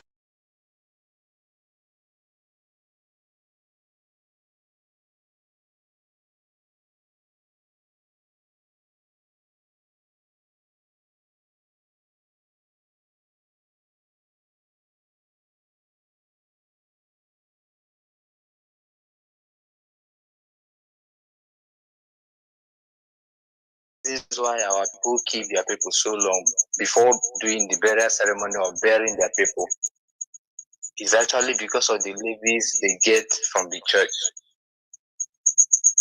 Is the amount, sometimes if somebody dies and the church tells you how much you pay for that person, believe me, you find out, you'll be at the crossroads, you won't know what to do. That's the main reason. And let me just go to where it's actually aching me in the heart. On the side of multiple mortuaries we have in our land. Just like Mazi Chinasa Nworu said, they were traveling along the expressways in Biafra land. Believe me, from pole to pole, you see mortuaries and mortuaries. You will lose count if you keep counting them. And I have the experience of this mortuary in 2014 when my mother died. There's a mortuary there's a hospital in Aba.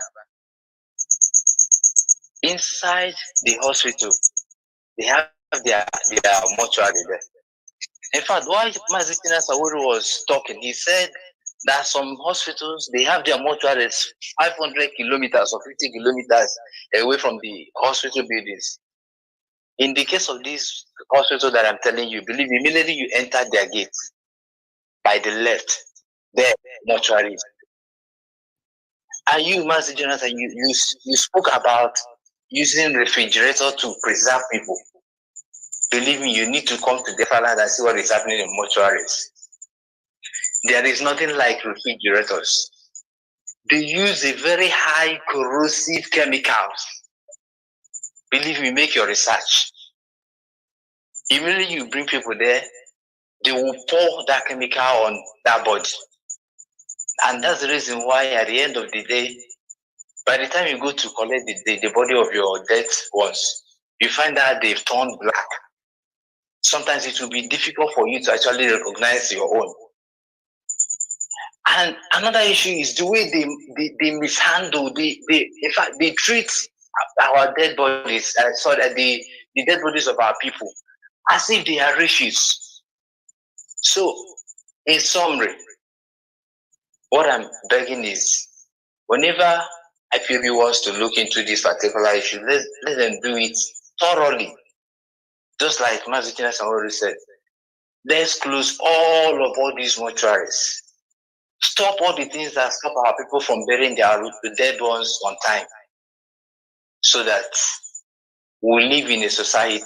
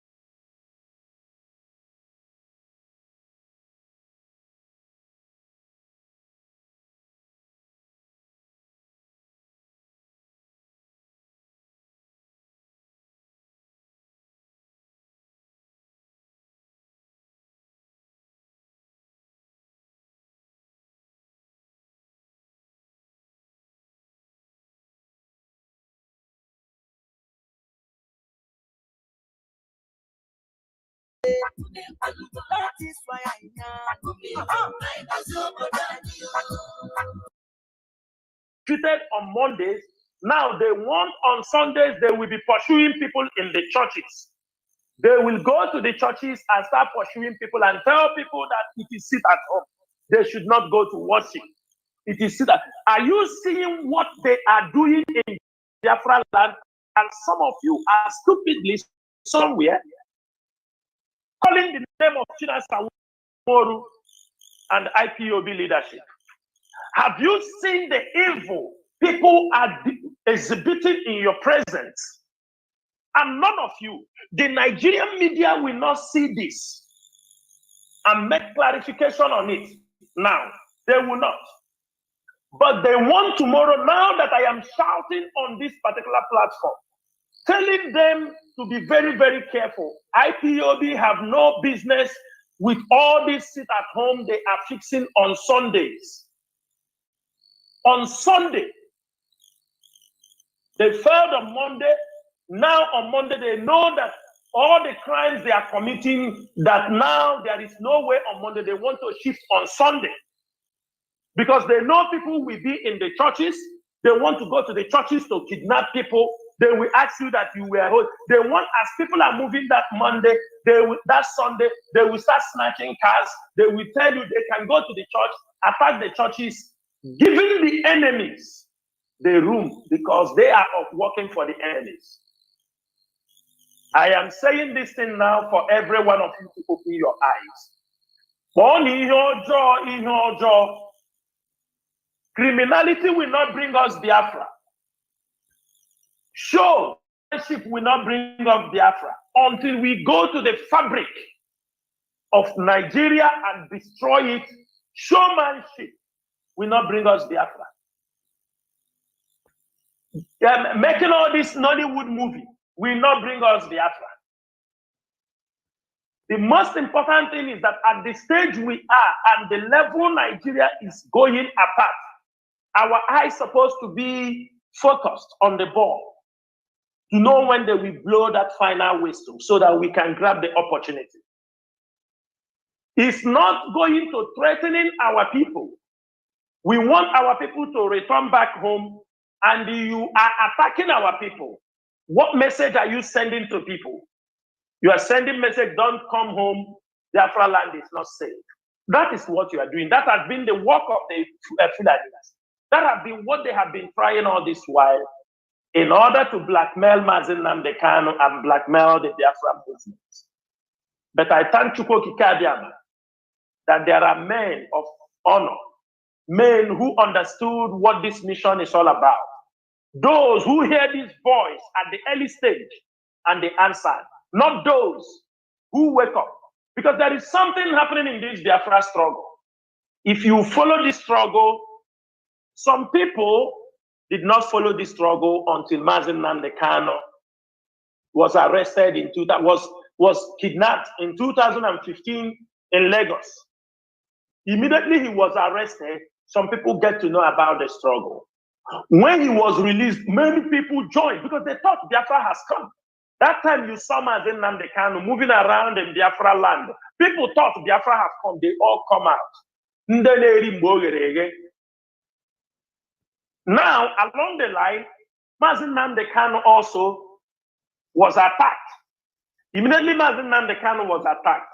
All of them, they ran away. If you ask every IPOB family member, wherever they are, you will hear that immediately Mazi Nnamdi Kanu, you understanding me?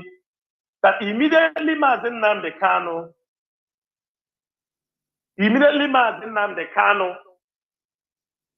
was arrested, was attacked. For that 1 year, they all disappeared. Those who are not for the struggle, they thought also that the struggle is finished. Even at a point, I was sitting somewhere when he was arrested, somebody told me, come and listen to what group of people were saying. They're saying he's not going to come out, he will die there. Let him come out. He come out to do what? But immediately, Mazi Nnamdi Kanu was also released. I saw those people coming out to talk, they thought also Biafra has come. That is exactly what happened when Mazi Nnamdi Kanu surfaced ending 2018, after 1 year and 1 month. When Mazi Nnamdi Kanu surfaced again, another group, they feel, oh, because he arrived in Israel. He have arrived in Israel. Some said, oh, they've gotten Biafra. These are process. These are stages. These are ways, things we are going, the preparation, the journey to the restoration of Biafra. Now, when some of them arrive, when the Mazi Nnamdi Kanu arrive in Israel, you saw them everywhere. They come out, they come to support Biafra. They all come out from their cupboards. Those that used to hide under their bedrooms, under their beds to listen to Radio Biafra, they all came out. They joined. They were shouting, Mazi Nnamdi Kanu. And the moment it's adopted again, all of you can see what is happening. They try to destroy the movement. Those who came, when he came out, some of them have not spent 1 year in IPOB. They don't even know 1 year. For you to know their mission, they have come to destroy IPOB. IPOB is built on truth. That's why Mazi Nnamdi Kanu say we are whiter and whiter than snow. We cannot use criminality to take any credit. Because if IPOB want to catch you, we will catch you without saying that you're a criminal, without saying that you did this. If we want to catch you, we will catch you. Now, we have seen this couple of days. There have been a news, because I'm clarifying this thing on air, because it has been there. Everybody, messages are coming, people are calling us. Let me make this thing very clear. We have ESN in every state. It will be very bad that IPOB leadership who are in control of ESN, that they don't know where their location of their men are. It will be very bad that the ESN command do not know where their camps are, the locations of their camps. How many camps they have in every state? How many camps they have in a local government? When somebody comes to impose something on you, we don't take credit for what we don't want, what we done. If it is your own, claim it is your own. Everybody knows you are responsible. We have said this thing many times. If something happens to ESN, we have our commanders in each state. We have commanders in many camps and all these things. They know who to report to. They know. If anything happens, they know who to report to. They know their superior. And the messages flows from that pattern. We are a structured movement. We are not people that I didn't eat. You come no, because there is an avenue where you can make your complaints and your problems will be taken care of. The ones we can. So these few days, because sometimes when people see us come to release a press release to clarify certain things, put in your mind that media people are calling us to accept if we are responsible, to know if we are responsible. We have people who are also supporting this struggle. They might not be at home. We are all over the world. We have respected people who we call to ask, are you people aware of these things? When we are not aware, in order to cut many of these questioning, because people can call you for 5 days, hundreds of calls, in order to quench all these things. The best way, because the media and publicity secretary, Mazi Powerful, will be receiving calls. They will be asking, are we aware of this thing? Does it belong to you people? It is our duty to tell our people the truth.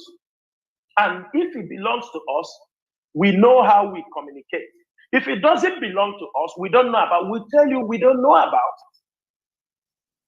it. Anybody can go back to some of my old, my broadcast a couple of months back when I mentioned about Chocho and the people in Enugu Ezike. I made it very clear that I was warning people that because of, why was that? Because there were many calls, many inquiries coming to IPOB. There is ESN in Enugu Ezike. We told them, they said, because they said they are ESN in Enugu Ezike. They attack churches. There were churches they attack, carry their musical instruments, carry their, there are people, there are things. They have been, you people saw in the marketplaces, they will come and shoot. We told you, these people are not ESN. ESN is not, ESN supposed to be in Enugu Ezike. There are times we were there, but the criminals, when we were pursuing people in Anambra, I made it very clear here that some of them have run to Enugu. I made it very clear on Radio Biafra that some criminals chased away from Anambra are heading to Enugu. They are now started that the same criminality in Enugu, and they are in Enugu. They are now committing the same crime that is happening in Anambra.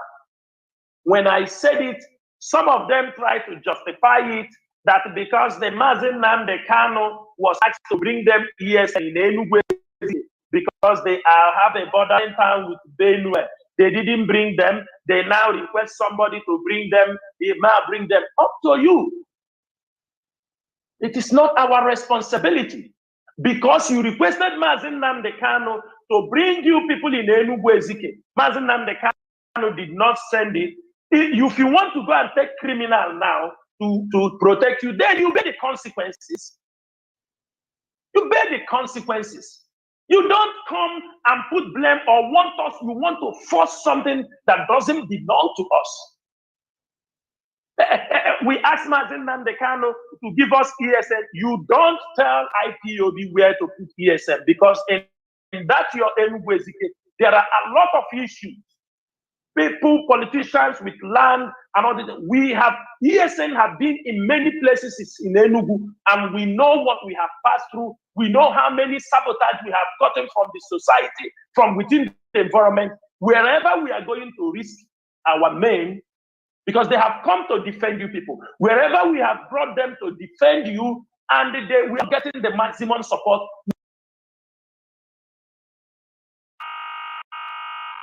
Because we don't have that resources to keep people where they will be affected.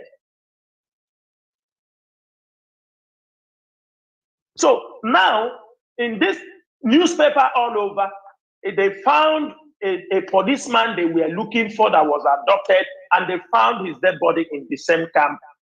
Please, Nigerian social media and Nigerian media, I'm putting please just for you to always verify your information before you put the name of IPOB and the ESN on your publications. It's very, very important that whenever you are writing any article or such malicious article against the indigenous people of Biafra, as a media personnel, you have to contact, all of you have contact of our media and publicity secretary, Matt Powerful, to get the actual story. It's not just coming on your newspaper. You say IPOB and ESN camp was invaded and the people were caught and this thing. This is all fallacy. For since our leader was adopted and renditioned from Kenya, we continue to educate our people. We must be on a right track. We know these things are not going to stop. We are not the one that invented criminals in Biafra land. The criminals have been there, car snatchers have been there, armed robbers have been there. Many kind of crimes have been there in Nigeria and in the eastern part of Nigeria, which is actually Biafra land. It's not because now that IPOB is involved, you no more report any robbery case without attaching IPOB name. You don't report anything without any murder case. You don't. Tomorrow now, this crypto, Asari Dokubo, maybe he will fall from the chair and they fall from where he is. You people will say it's IPOB that pushed him from the chair. This is the thing that you people are forgetting. If you want to report, be objective. Be objective in your reporting. What all of you are doing is total blackmail. Why? Because every newspaper in your forum where you have gathered, immediately, like they blow whistle, all of you will be saying, they say it's IPOB. With this, none of you have a different opinion. Everybody said the police told you that it's, at the end you won't say, but you have contacted the IPOB leadership. They said this camp does not belong to them. And if somebody tell you that this camp belongs to ESN, ask him who is his commander. With that, you will know who the camp belongs to. If you have a camp, you want to claim any camp. IPOB is not responsible. We do not have camps that terrorize their own people. What we have is ESN camps that make sure that Fulanis, they protect the forest, they protect the farmland, they protect our people from being raped, our mothers. This is the type of ESN we have. We do not have ESNs that goes about killing people, innocent, their own people, killing their own people, killing their own mothers, extorting from their own people. Then, if you are extorting from your own people, what is the difference between you and the Nigerian police and the Nigerian army that are on the checkpoint extorting your own people? These are the things people have to think and they have to reason. Now, secondly, I want to go to Abia State. And this message, I'm giving it to OKZ also. This is a direct message.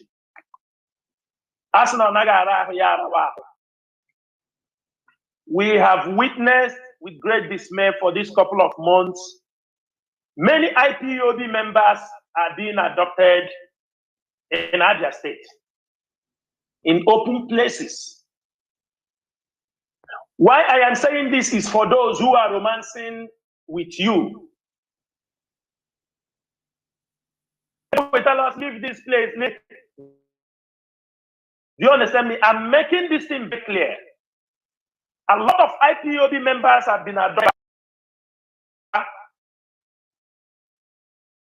For example, you adopt somebody, let's say in Umule, and when the police came for this adoption, people recognized them, and you adopted this guy in an open place. People saw you people adopt this man. You took this man, people followed you also. You took this man to Umule police station or Aba Central. Everywhere is accessible. People can follow you to know where you are taking this person.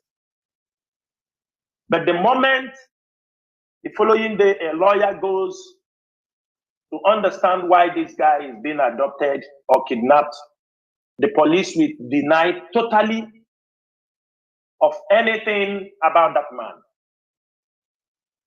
They will deny that they didn't adopt him, they have not seen him. IPOB family will go around the whole state, go every police station, they continue to deny. This message is to Kezi Bazo and the Commissioner of Police. Do me, I do you, God no go first.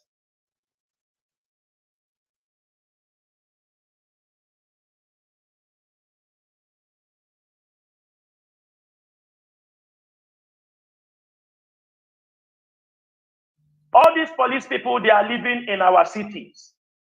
They are living in our towns. They have brothers and sisters, they have mothers. And the thing is this, those people you adopted, they have wives, they have mothers, brothers, sisters. They knew you came to their house and adopted their son. Even if you killed